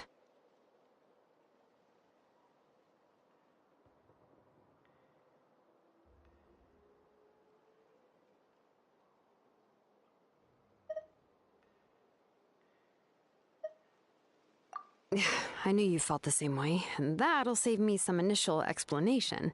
I've never been very good at that anyway. It's, hard to control the absorption of memories.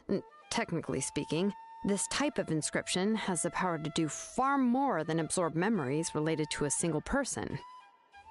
By herself, Auntie can't handle that level and scope of work, but if she has accomplices, it is completely possible for her to use this inscription to accomplish far bigger things. Accomplices? You make it sound like she's committing a crime! Well, here's the good news. Yes, this Blaze Gem inscription would be the perfect tool to commit crimes, but we haven't found any accomplices or signs that she intends to put it to such uses. From a purely objective standpoint, we can consider that possibility as yet to be confirmed for now. The bad news is, there's still an underlying problem with this Blaze Gem inscription that cannot be ignored. I believe I've mentioned this before. Ancient names operate with the help of the Wyab, granting them the power to read information kept in the ley lines. In this process, the Wyab actually function like relays, helping the ancient name bearer sense the information from within the ley lines. If you remove the Wyab from the process and don't use any tools, then finding a specific story is akin to trying to scoop up a specific grain of sand from a rushing river.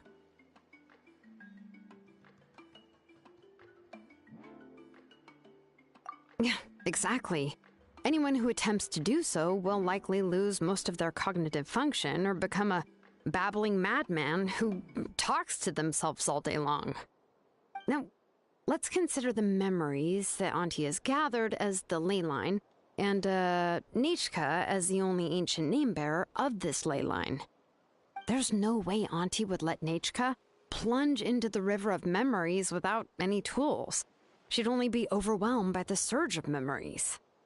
And considering that Nechka has forgotten all of her past, she'll be unable to work on her own to accurately find the correct past. Only Aunt Tlisoli can help her filter the correct memories of her past. So, if my hypothesis is correct, Auntie is actually planning on turning herself into Nechka's Wyub to help her extract the corresponding memories in the different situations she may face.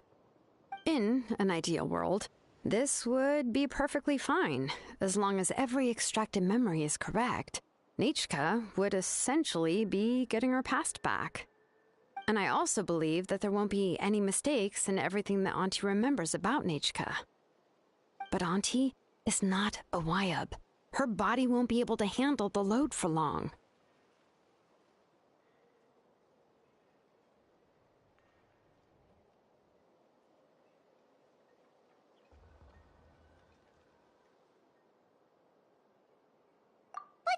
How can we solve this problem? No matter how we try, Tlasoli will...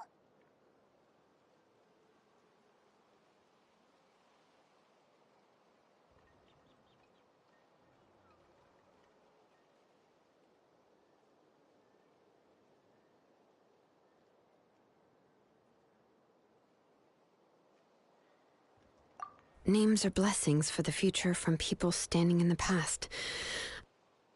I've also made up my mind. Come on, let's go see Auntie.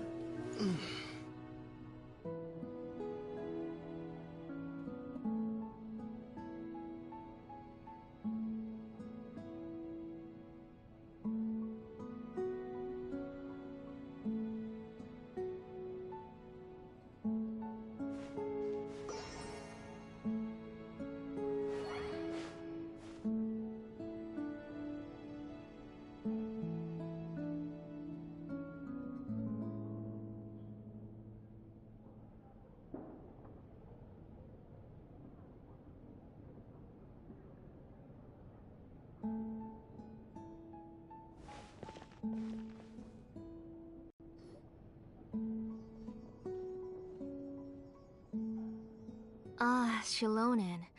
It looks like you've made your decision. Am I right? Yes, here's some research that I've done. You can reference it to modify the way the central inscription operates. I'll also help you continue working on the Blaze Gem inscriptions, but I must have complete control over all the inscriptions and the ability to oversee their uses. The memories that can be absorbed by the inscription will be limited solely to Nichka's past.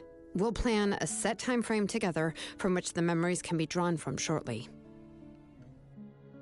If you attempt to extract any memories beyond this scope, then I'll consider that as committing a criminal act and halt all work related to the central inscription. After the memory bank is constructed, the Blaze Gem inscription's absorption functions must be stopped immediately. Only functionalities for outputting memories will be kept. I accept. Thank you, Shilonen. I really... Auntie, you know I can't stand it when you do this. If you needed my help, you should have just said so. There's no need to beat around the bush like you did. Using technology for ancient names to forge other things without permission is no trivial matter. Yes, it's a major departure from the technology's intended use, but it's nothing compared to a child who needs help, compared to a name that's about to be lost. But once this is all over, you must come with me to see Pakal and discuss everything that happened. That's fine. I'm willing to accept any punishment for my little Nachka. All right, let's clear off the table and come up with a plan. I need some time to consider how to let Nachka control the Blaze Gem inscription on her own and extract the memories from her past. By the way, did you give the book to Nachka? How could I just hand her a birthday present that you specially brought for her? I've picked out a box and packaged it up. Wait till her birthday and then bring it to her. It'll be a nice surprise. No, it's just an old book. There's no need to...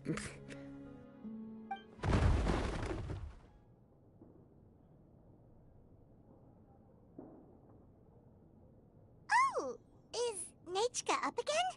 But what was all that noise? It sounded like something broke.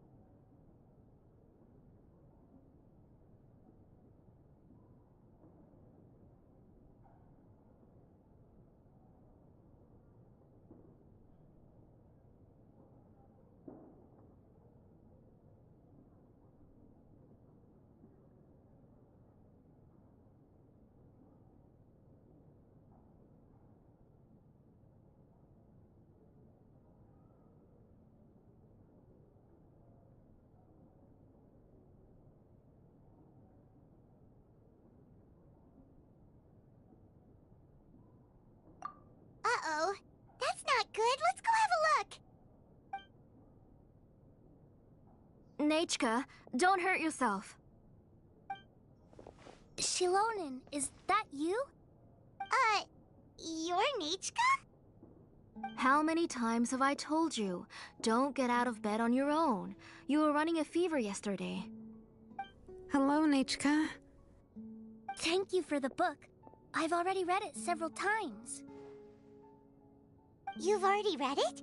But didn't Tlasoli package up the book that Shilonen brought?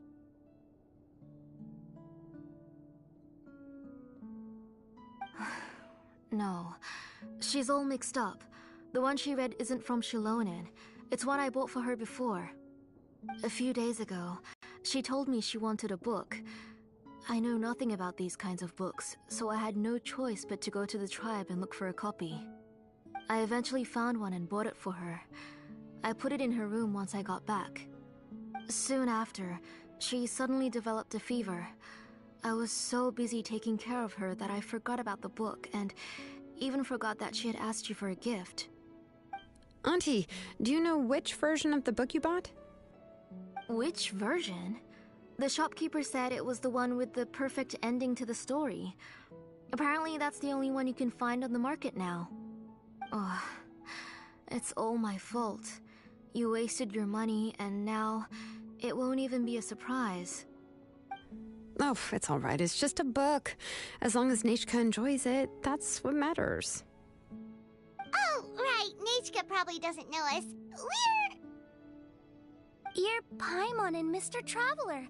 Mom told me about you. Oh! Seems like everyone knows who we are now. Yeah, Nachka seems to be doing pretty well today. Since she's been stuck indoors for the last few days, why don't we take her out for a walk?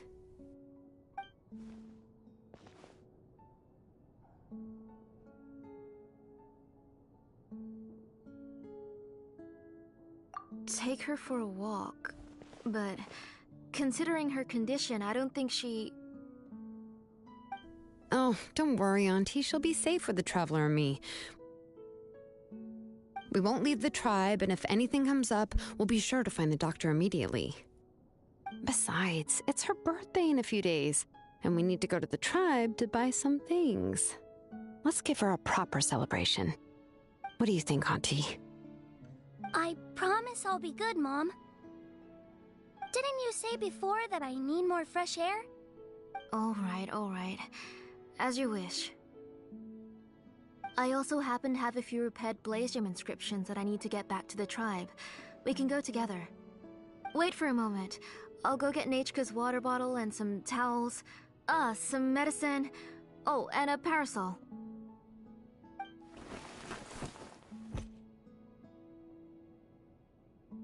Talk about being prepared.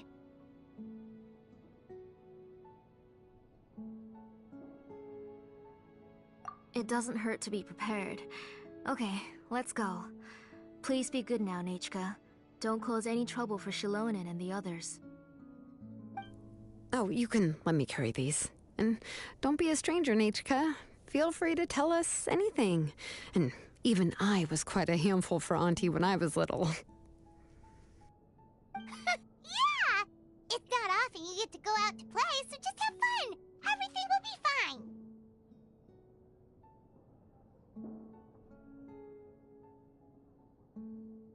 Okay, thanks everyone. And please don't worry, Mom. I'll be good. Let's go look for Igno. I've had her Blaze Gem inscription for a while now, and I'll finally return it to her today.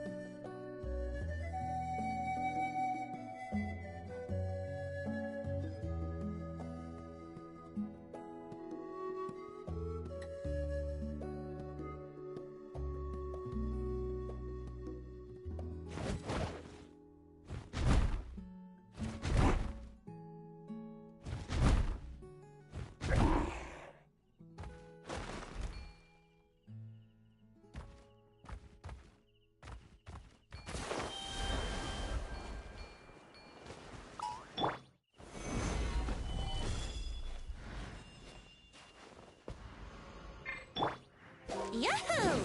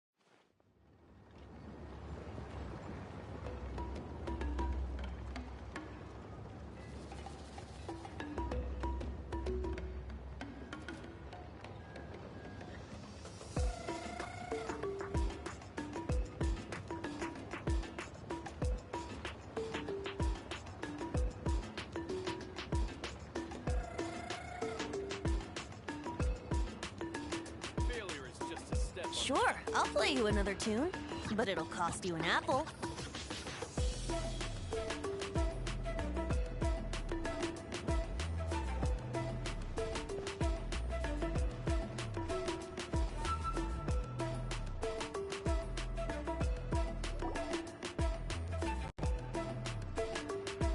Tosoli, what brings you to the tribe today?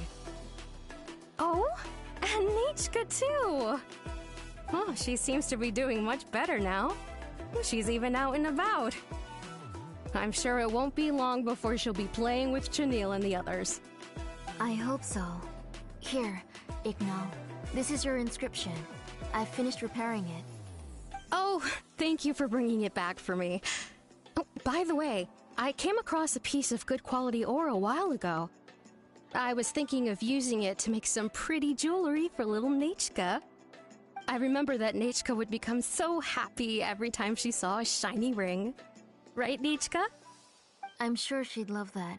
Thank you. My pleasure. Give me a moment. I'll bring the ore. Oh, I can make the jewelry for her. What kind would you like, Nechka? I would like... something shaped like an embercore flower would be nice. She was always asking me before to make her an ancient name with an embercore flower design. Noted. I'll make that as a gift for her next birthday. Sorry, Nechka. It won't be a surprise for you. That's okay. Thank you, Shalonen. Found it! Sorry to keep you waiting. Here, please take it. By the way, Nechka, feel free to write to me if you ever want to know more about ores. Well, I was shocked last time when you wrote me out of the blue asking for a volcanic crystal. Sorry about that. She can hardly contain her curiosity now that she started to recover. She's still too weak to go out whenever she wants, so she begs me every day to help her write letters to people in the tribe about all sorts of things. That's how you know she's one of the children of Echoes. It's normal for us to be interested in ore. Everything's looking up! Oh, we're just like the main character in the new version of To Kill the Brave, when he was about to save his brother Rimac.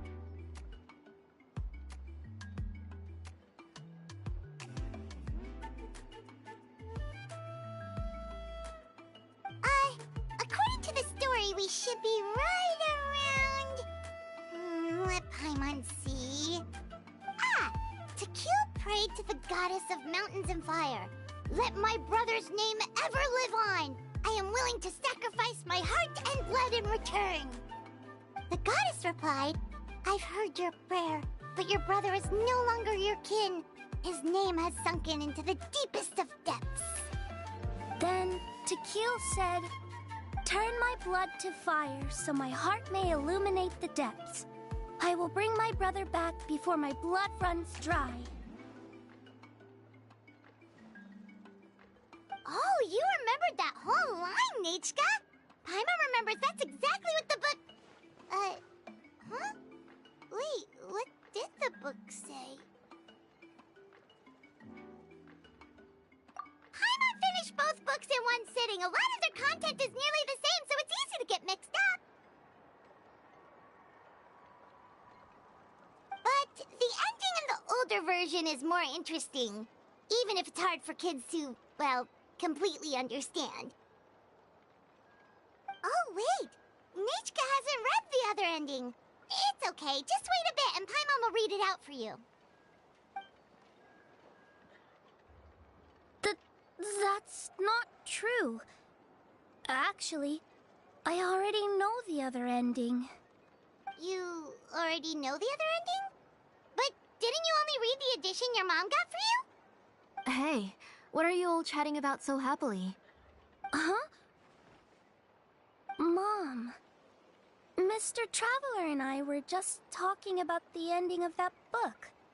We were just talking about how the bad guy was defeated and everyone returned home safely. It's a really happy ending. Aren't happy endings always nice?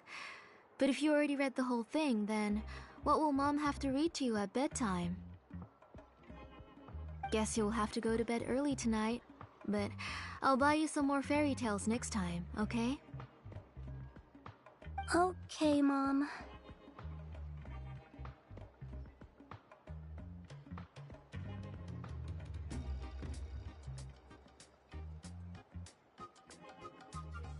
It's pretty good quality. I'll be able to give Nechka a beautiful and durable piece of jewelry for her next birthday. you know, for now, let's focus on celebrating her upcoming birthday. Where are we headed to next, Auntie? Next, let's visit Apishpalan. He should be close by. Stay close, Nechka. Don't go too far. Yes, Mom.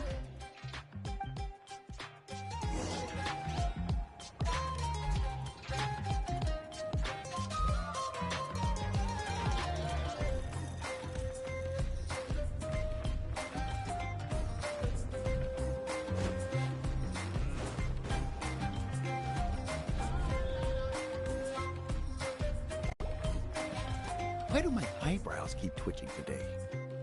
Strange. That means you're about to hit the jackpot, Apishpalan. I didn't expect to have 2 name engravers coming in today. Welcome. What are you looking to buy, Tlazoli? I'll give you a discount like usual.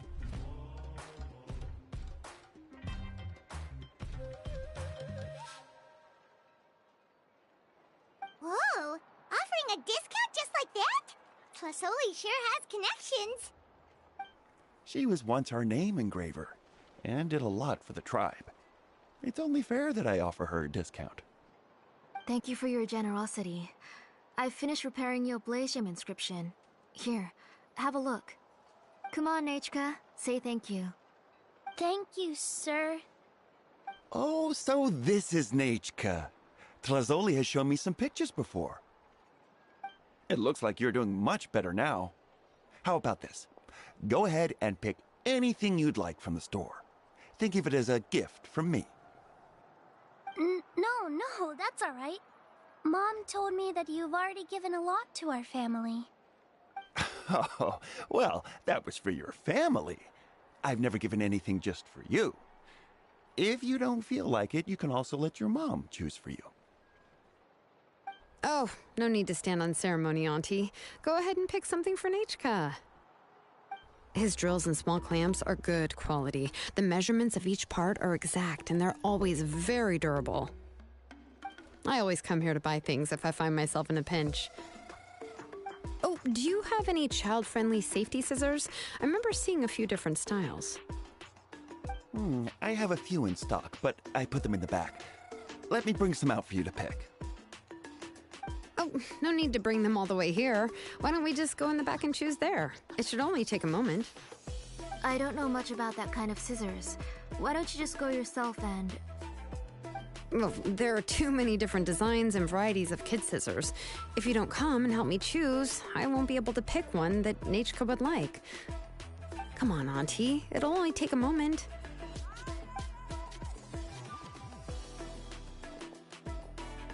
And there goes Shalon dragging Tlazoli off to buy more stuff. Ooh, what a busy day.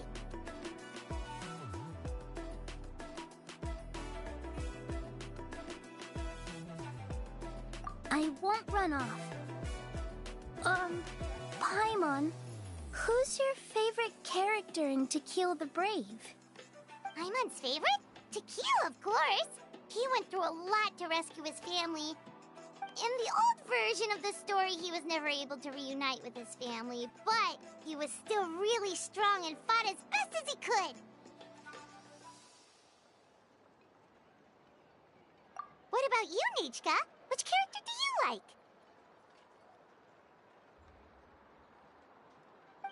I like Remak. Oh, the one who was possessed by Quatlique, but never forgot his brother Tequil. He was also an amazing character.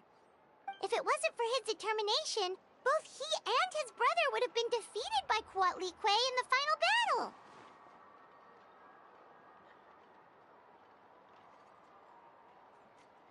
Of course! A story's only interesting if you can really get immersed in it.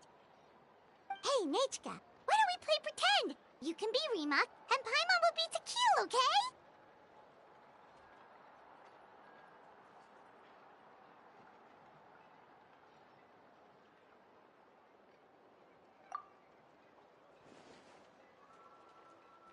Mr. Traveler, can I play the role of Quatlique? But isn't she the villain? In the old version, she even ate Reebok and took on his appearance.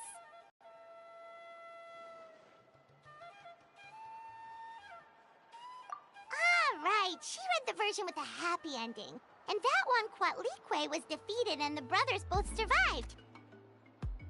Well, it doesn't matter. Only the lines at the end were different. You can go on ahead and say your favorite lines, Nechka. Paimon's read both versions, so she'll be able to play along. My favorite line is the one from the end. It's... Come here, Nechka. Look at you. You're sweating. Mom! Let me wipe your forehead. Now, drink some water. This child. You forget everything as soon as you start playing. We've picked something up for Nechka. A Paishpalan will deliver it to Auntie's house once he's packaged it up. How was Nechka? Oh, we were just about to get to the exciting part.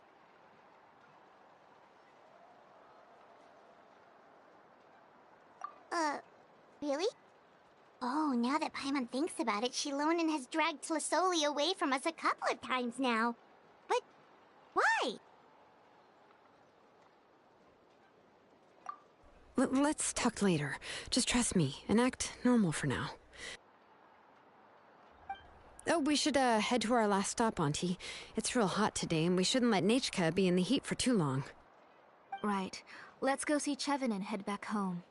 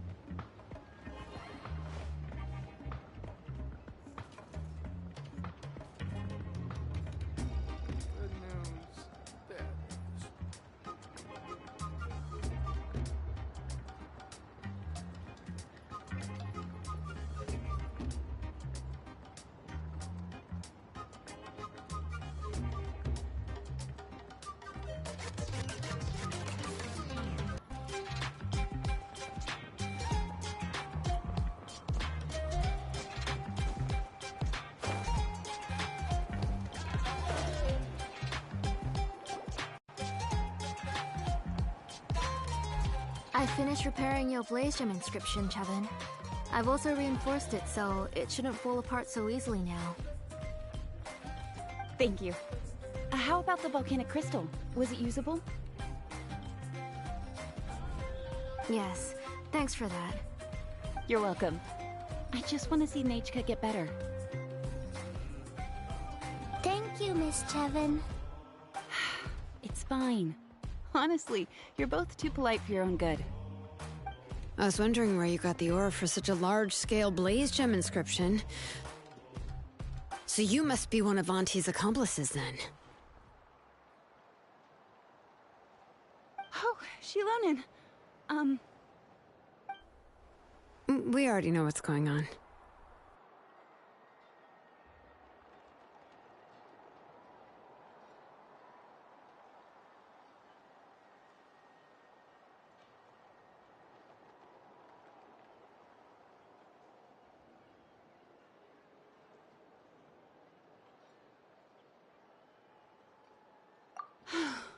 You had me worried there. I thought we'd been found out. We'd be in real trouble if Pakal ever got wind of it. To be honest, I won't be able to cover it up for much longer. I've been traveling away from home every few days, and the ore reserves have noticeably decreased. The last time Pakal came and asked me about it, I could only say that I'd been using up a lot of ore to research new styles of jewelry. As for why I had been leaving so often, I said that I had found a new ore vein and wanted to extract some new gems from it. Sorry. I've been talking my head off. Please, come in and have a seat. Sure, we can sit for a moment, but... Miss Chevin, can I go see some of the jewelry over there? You mean Amisha's work? Sure, go ahead. Remember to stay in the shade as much as you can. Paimon wants to go too! We'll go together. Paimon hasn't looked at Natlan's jewelry very closely yet.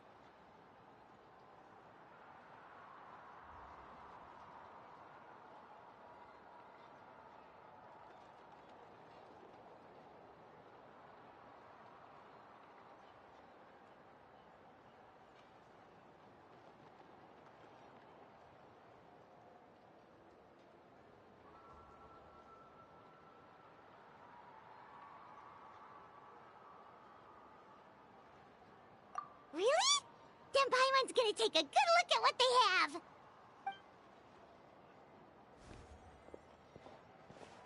You haven't bought any jewelry for a while, Auntie. Why don't you pick one out?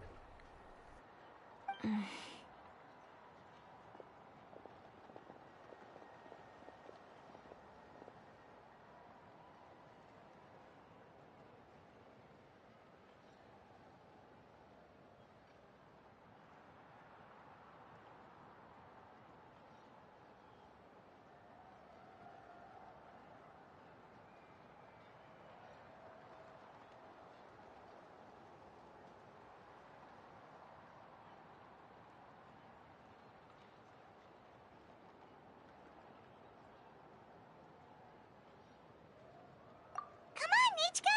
We don't know anything about Natlan's jewelry, so you can help us pick something out! Mr. Traveler, Come here, Nachka. Huh? Sorry, Chevin and Shilonen, but it's already getting late. We should be heading back now. It'll be Nachka's birthday in a few days, and there's still a lot for us to do before then. No problem. I'll be sure to bring her some beautiful jewelry to celebrate. Mom,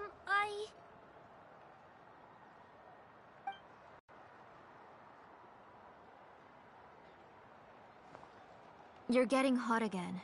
Here, Mom will carry you. Let's get going. You forget to take care of yourself once you start playing. Let's go back and we'll have a talk. I didn't. Nachka, I never taught you to lie.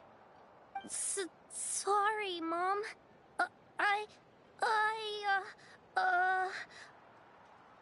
Nichka's looking at us.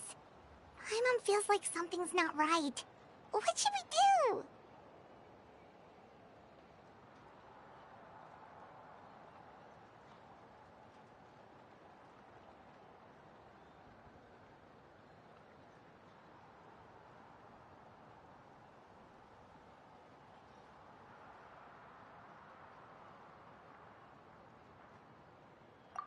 No, Nachka was having so much fun today that she forgot the time. It's not a big deal. Let me help carry her home. I'm worried you would also have to recover if you carried her the whole way. No, it's fine. I'll carry her. Let's go, Nachka. It's time to go home.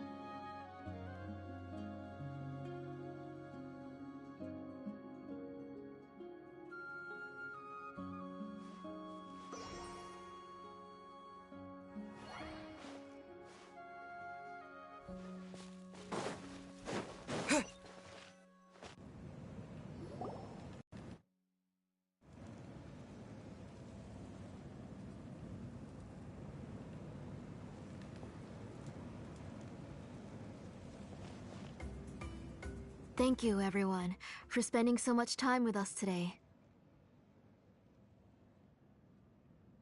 Please be sure to come to Nechka's birthday party. Alright, it's nearly bedtime for Nechka, so let's part our ways here.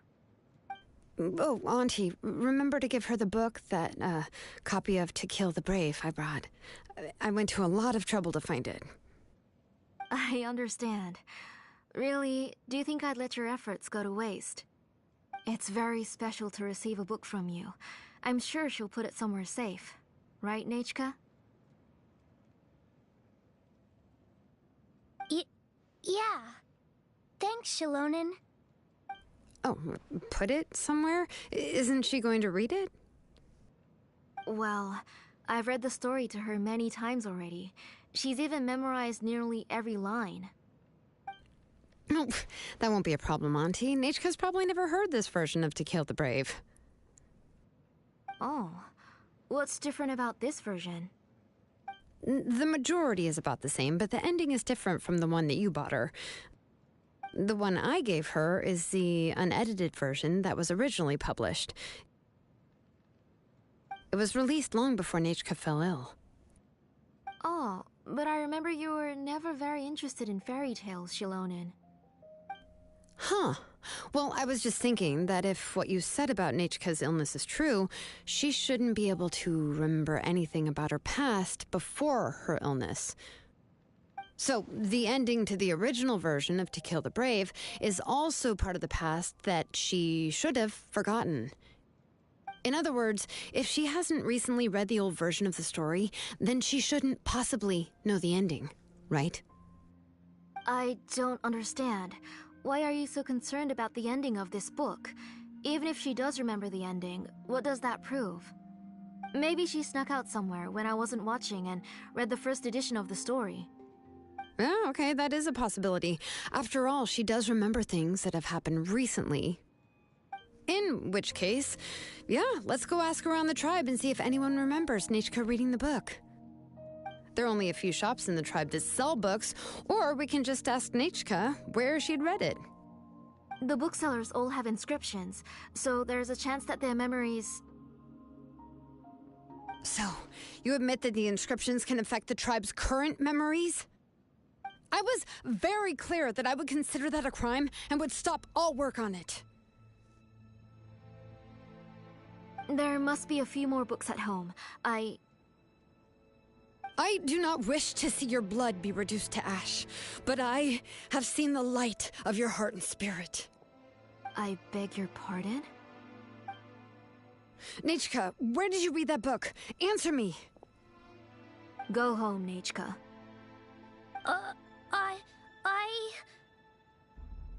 Are you disobeying me? You're the one who wrote me the letter, Nechka. You're the one who wanted the book. Only you can speak for yourself. We're listening, Nechka. Right here, right now. Remember my name, brother. As long as you remember me, I will never have left. Silence. That's the line from the old ending. Nechka remembers it.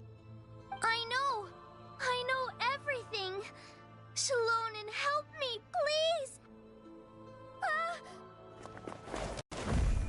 Something's blocking the door. Get back! Shilonen, wait for us. The tunnel is blocked. We can't go in. There might also be traps. Whoa. What are all those things on Nechka's walls? It seems Auntie put all the extra inscriptions she made here.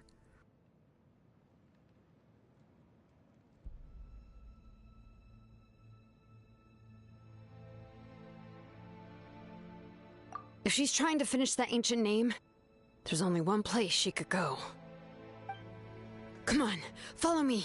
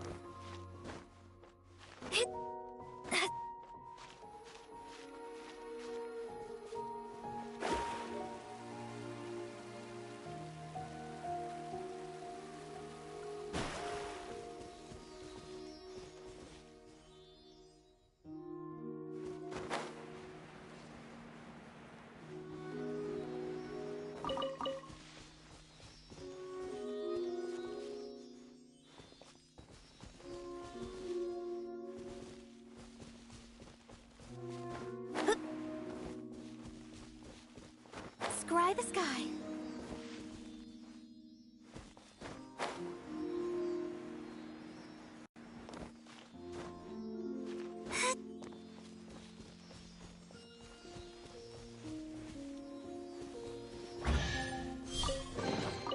This should cover food and rent for a while.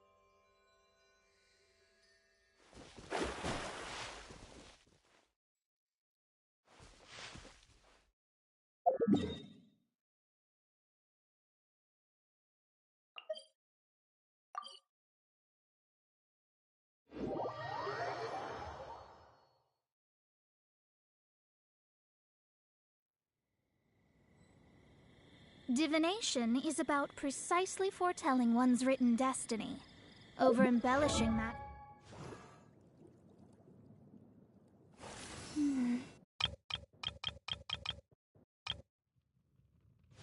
Fate only leads to misconception.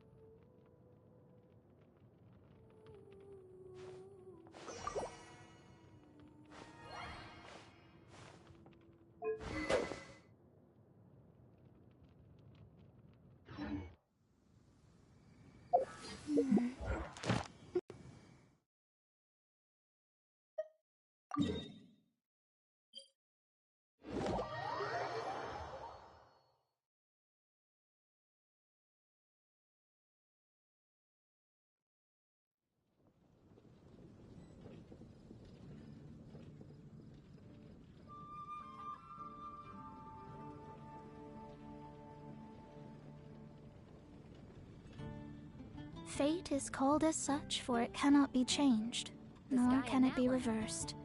It can only but be accepted. What happened now? Did you hear what happened with the sky in Natlan?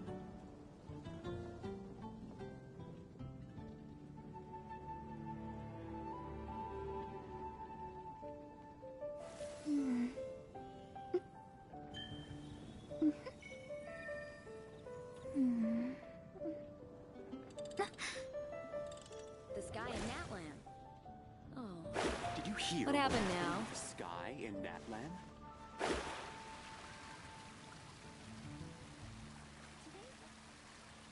Ad Astra Abyssosk.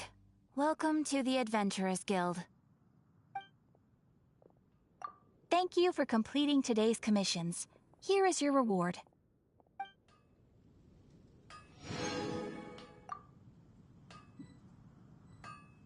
Ad Astra Abyssosk. Welcome to the Adventurers Guild.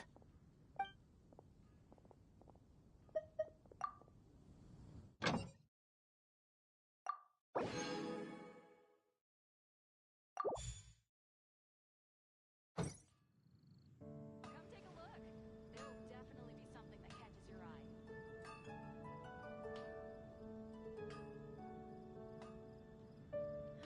Gosh, all I can think about is Diluc.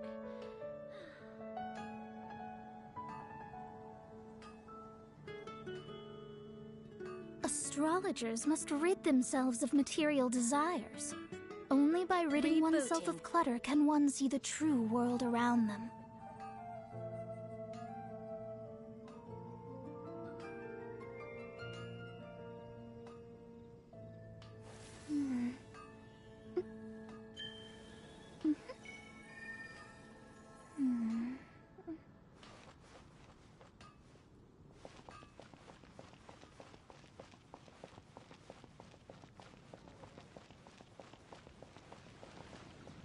Haven't you heard? There's a strange wanderer in your I will make you better.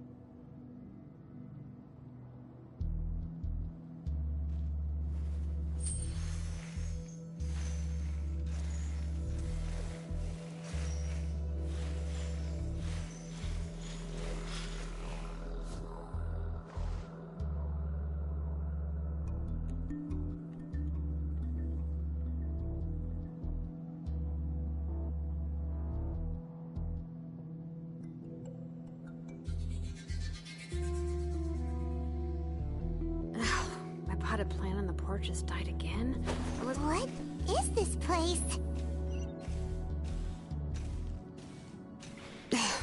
Auntie's workshop. It was supposedly closed after she stepped down from her position in the tribe. But it appears that we've all been deceived. Why are there people up ahead? All right, to shady business, you have to hire shady people to help you. Let's go, don't hesitate! That was quick.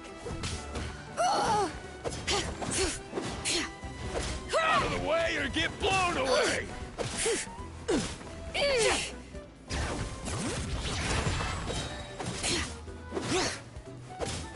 Out of the way or get blown! Hear the echoes of the valley!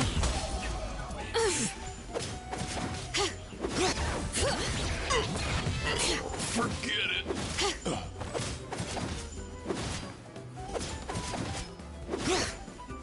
That was quick.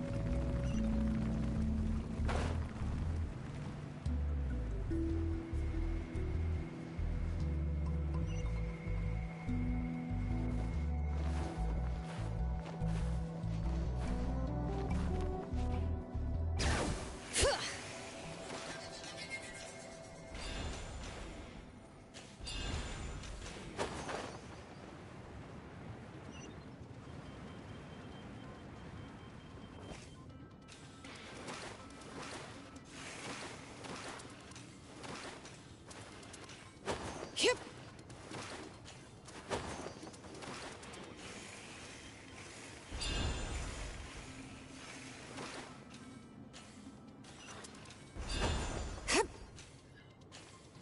Watch this! Here we go.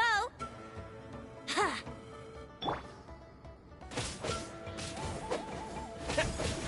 Out of the way or get blown away!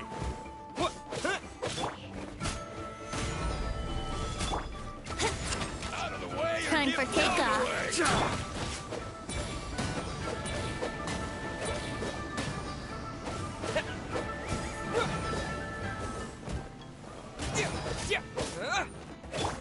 Rise!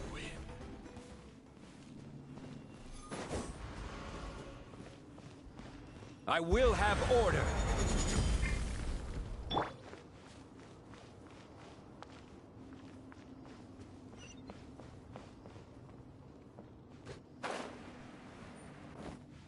Bring it!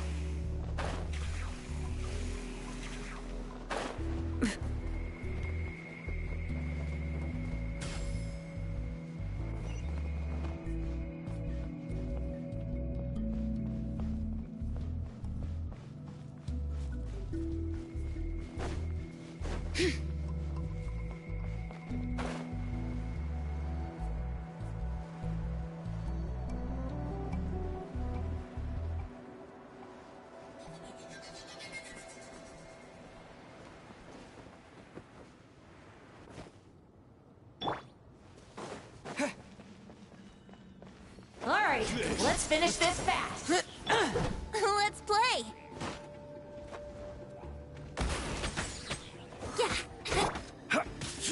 Yeah. Stabilize. Out of the way or get blown away. Here we go. Yeah. Think you can get away?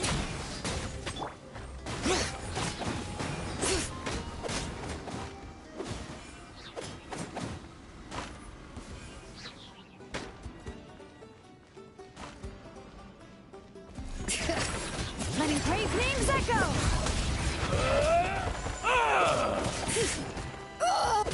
This is order. Yahoo!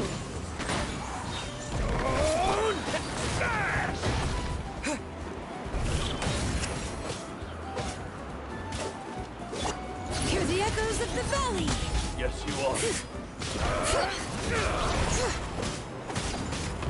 Strike! Punch!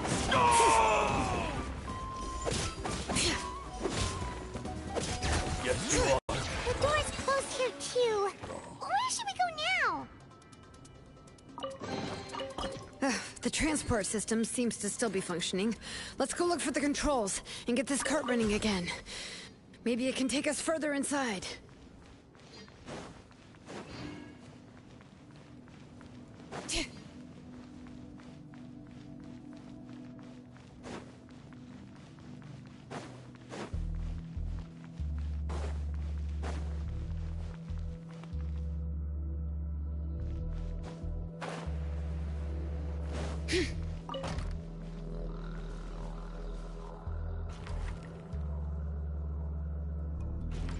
All right, let's keep going.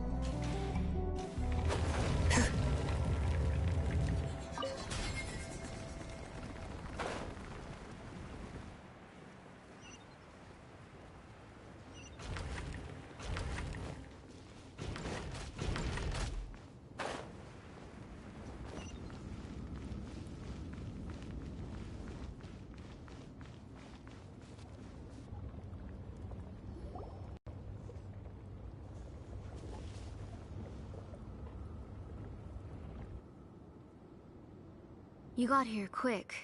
Impressive. Nechka's up there! What are you planning to do to her? I never lied to you. All this time, I've only been trying to save my daughter. Even though she's not my daughter yet. But once everything is over, she will really become my Nechka. What is she saying? Is she not Nechka? So you figured it out. I want to use memories to awaken my Nechka.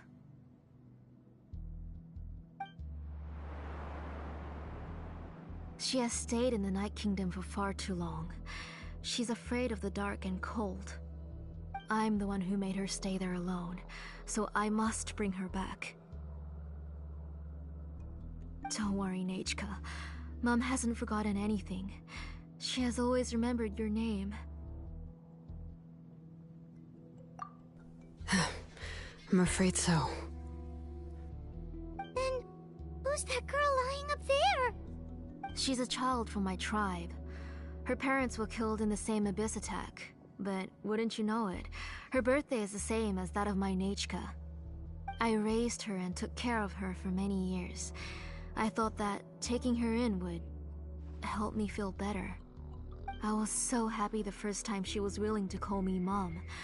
But then, I suddenly felt very, very scared. Is she really my child? My child's name is Nechka. It could only be Nechka. How could I be happy?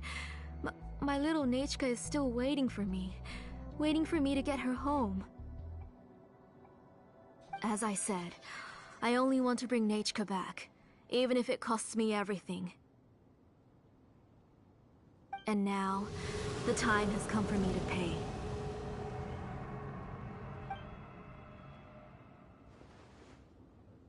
As for my useless ancient name, it's finally time to put it to good use.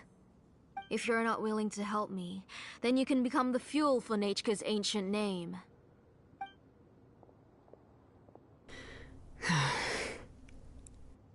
Shilonin, you have yet to make a move. I take it you're examining the inscriptions around you.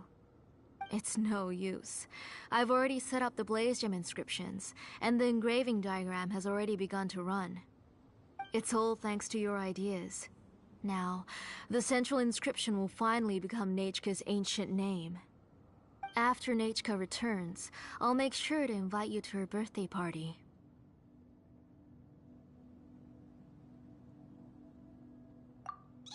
You're not gonna go up there, are you?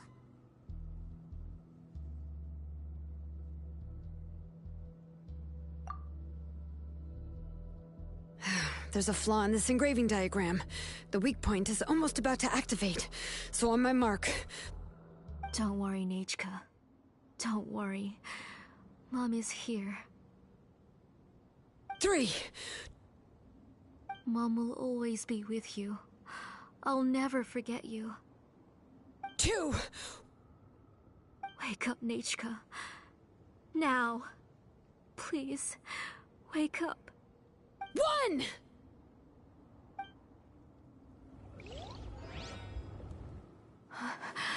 It's alright. It's alright. You'll see Mommy soon.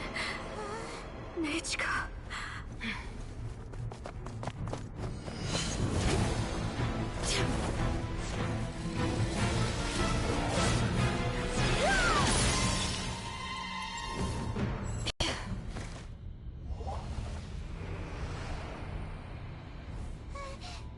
Keep back! Those are distorted thoughts. And the mists are the thoughts' twisted cries. If you become tainted by them, they will control you, and you'll never be free again. Where are you? I don't want medicine. It hurts. It hurts. Why am I alone? Nechka, why? No more medicine. Will you stay with me forever? Please never leave me again.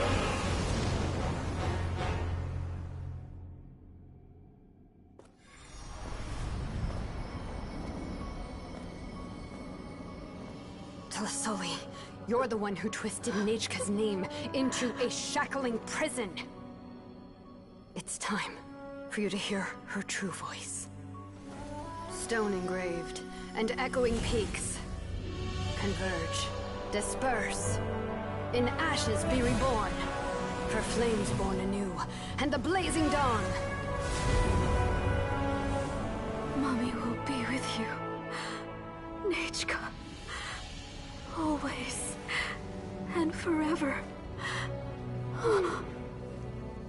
Mommy, I've always been with you. And now you're finally listening to me.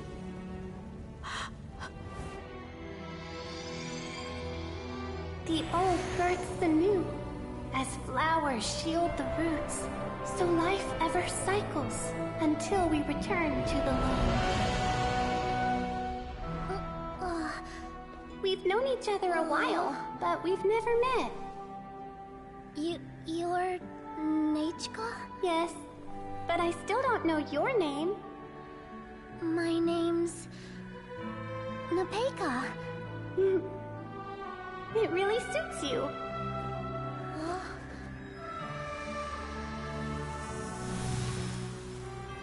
Nepeka, I bless you from the past and wish that every day of your future will be filled with peace and happiness.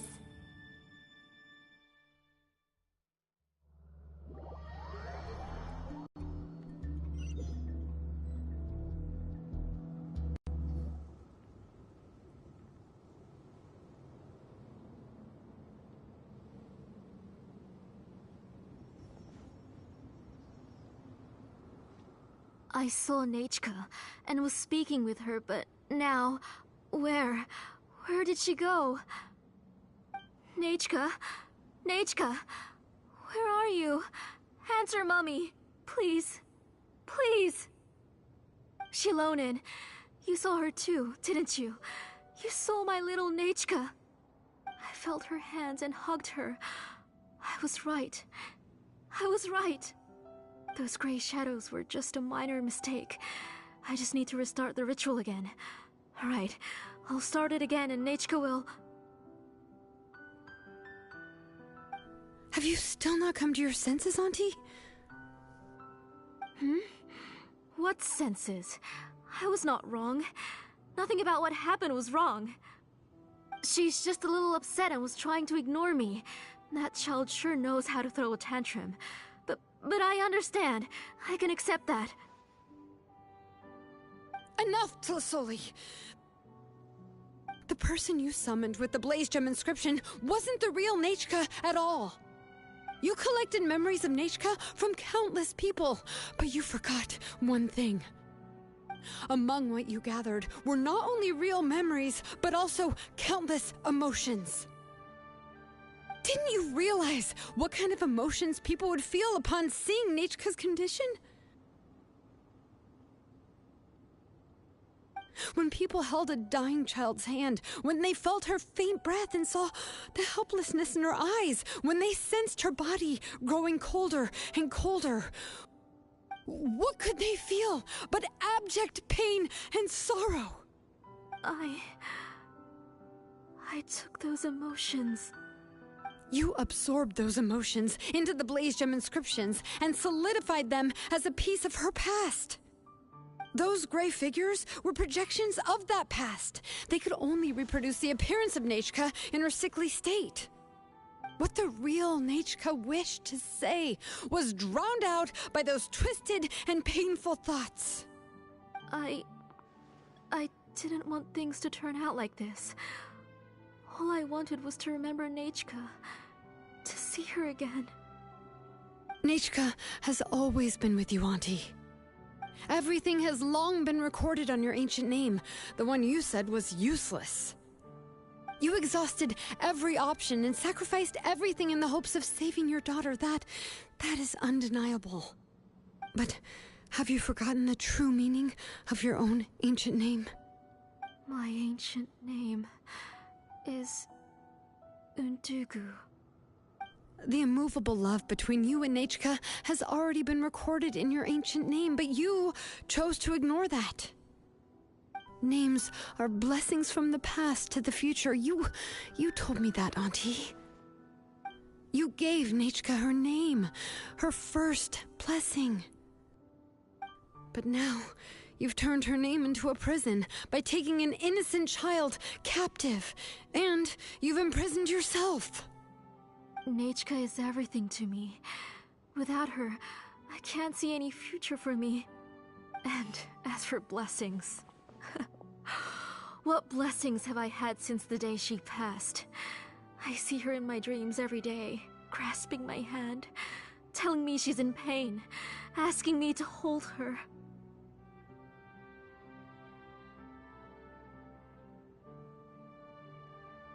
But I can't say anything. I can't grasp her hand. All I can do is shout her name over and over again until I wake up.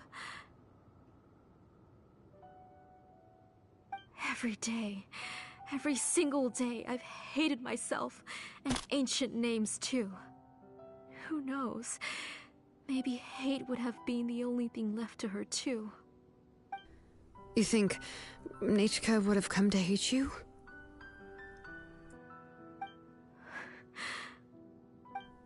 Auntie, do you still remember the last words Nechka ever said to you? Do you remember what her final words really were?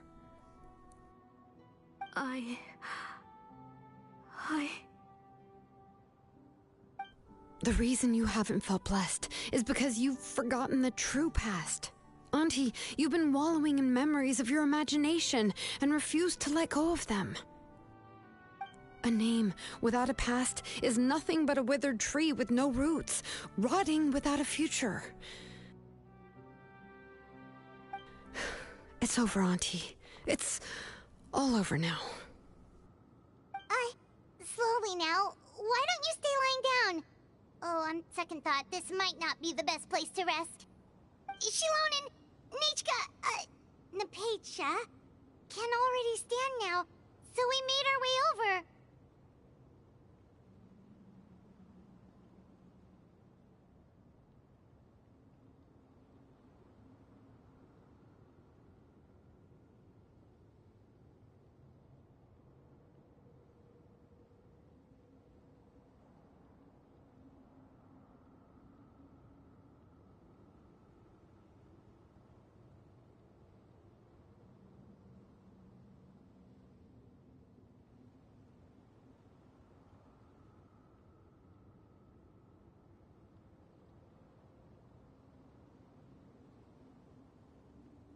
Thank you, Paimon and Mr. Traveler.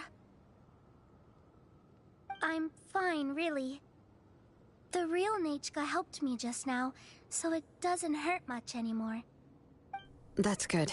If you became Nechka, then this story would really become the To Kill the Brave. This isn't the place to chat. Come on, let's get out of here. But what about Tlasoli? Oh, don't worry. She won't be able to cause any more trouble now.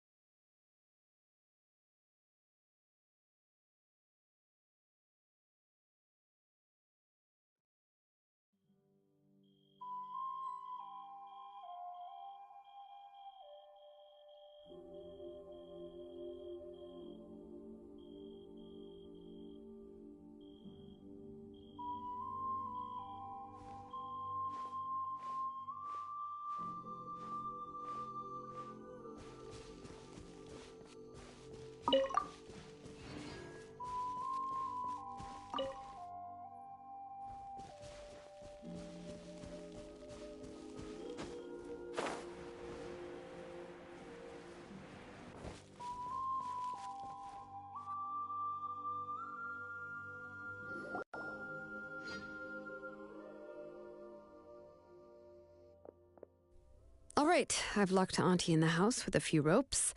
I'll take her to the tribe shortly to be punished for what she did. As for now, we can get away from the house and get some sun.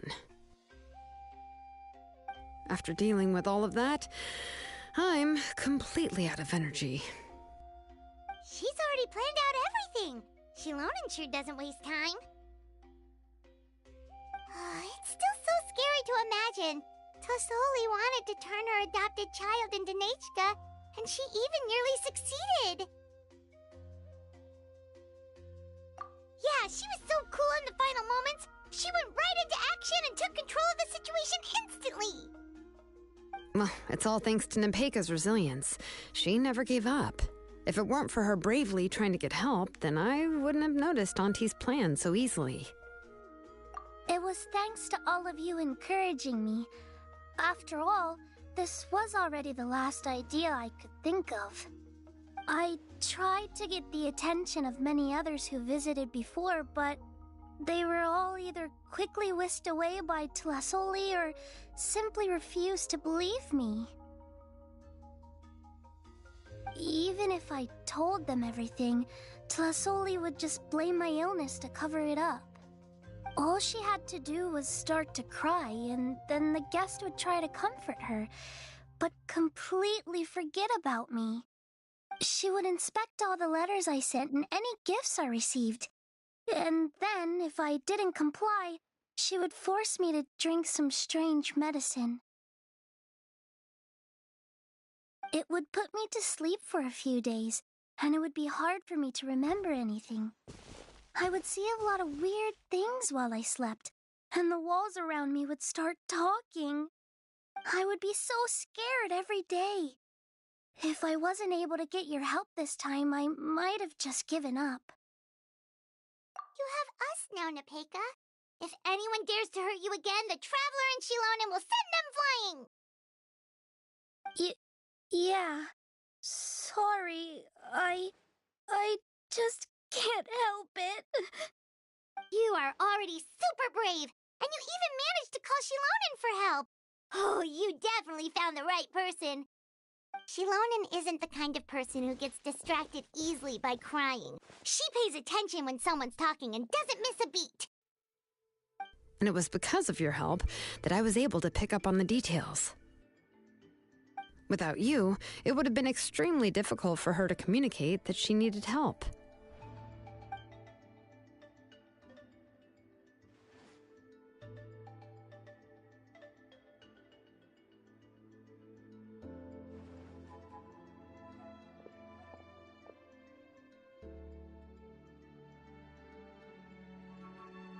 Tlasoli would certainly be more on guard if I tried to speak with her, and would probably have just kept Nepeka locked up in her room again.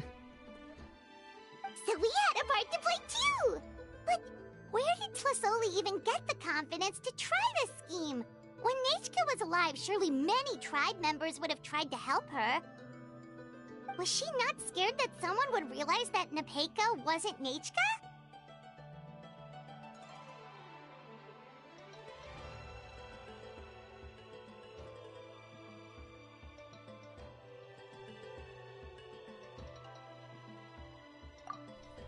That's certainly a possibility.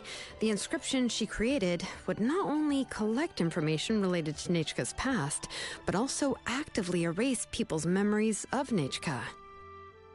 It's similar to graffiti. If you want to paint something new on a wall that has been painted before, then first you must remove the old painting. It's possible that I was also one of her targets, which would explain why she was so willing to let me have the central inscription.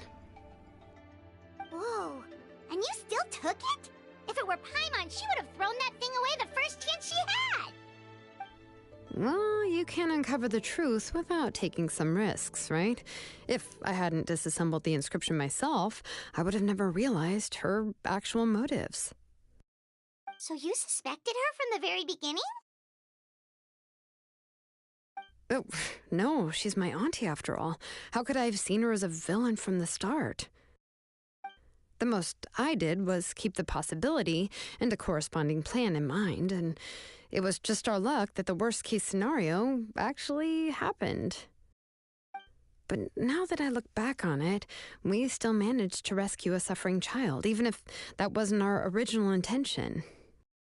Anyway, I think we've just about summarized everything and praised each other enough by now. Everything is finally over, and Nepeka can finally be herself. So, what should I do now, Shilonen? You should do whatever you like, of course. No one's going to lock you up anymore. But I don't know what I can do. Everything I know is about Nechka. What she liked to eat, which flowers she enjoyed, how she acted and spoke. I'm not her, but I can only be like her. I don't know, Shilonen. I just don't know. Oh, don't worry, Nepeka. The Blaze Gem inscription isn't working anymore. No one will force you to be somebody else again. But I no longer remember anything about myself now besides my name.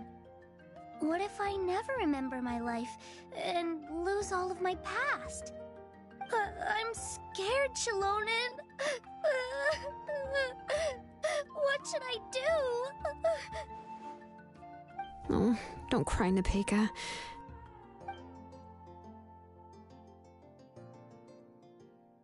Here, take this. I took some ore from Tlasoli's collection and made this as a mold. A Blaze Gem inscription! You can make them too? Oh, of course not. It's just a pretty piece of stone. Take it. I've engraved your name, Nepeka, on the top. This is your first blessing, the one you received from a pair of people who loved you with all their hearts. It has always protected you and stood over you. For all of past, present, and future, it's never strayed far. But I don't even remember the names of my parents. I don't remember anything.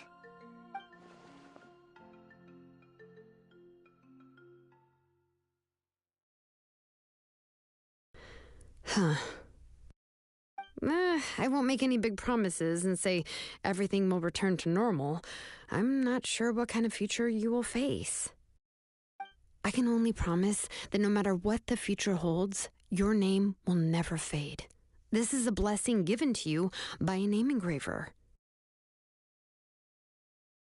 You'll continue to grow and mature as a sapling sprouts upward and becomes a healthy tree, or as birds spread their wings to fly high into the sky. Your name is your starting point, as well as your guide. Remember your name and everything you've experienced, and you'll know how to step into your future. I'll do my best. You can do it, Nepeka! Thank you all. Shilonen, Paimon, and Mr. Traveler. If you really can't come up with what to do, don't worry. Just relax and take it easy. We're from the same tribe after all. If nothing else works, I can always go to the elders and look up your history.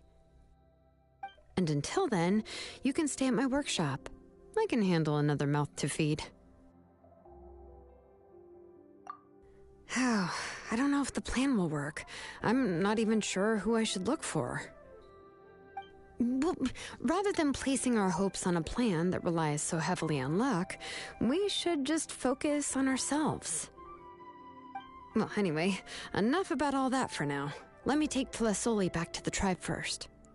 Oh, come with me, Nepeka. Oh, gosh. I nearly forgot that we haven't even had dinner yet. What would you like to eat? Huh? Oh, anything. I'm not picky. Oh, good. Let's go. We have a lot of work to do. We have a very busy future ahead of us. Oh, and, one more thing. Happy birthday, Nepeka.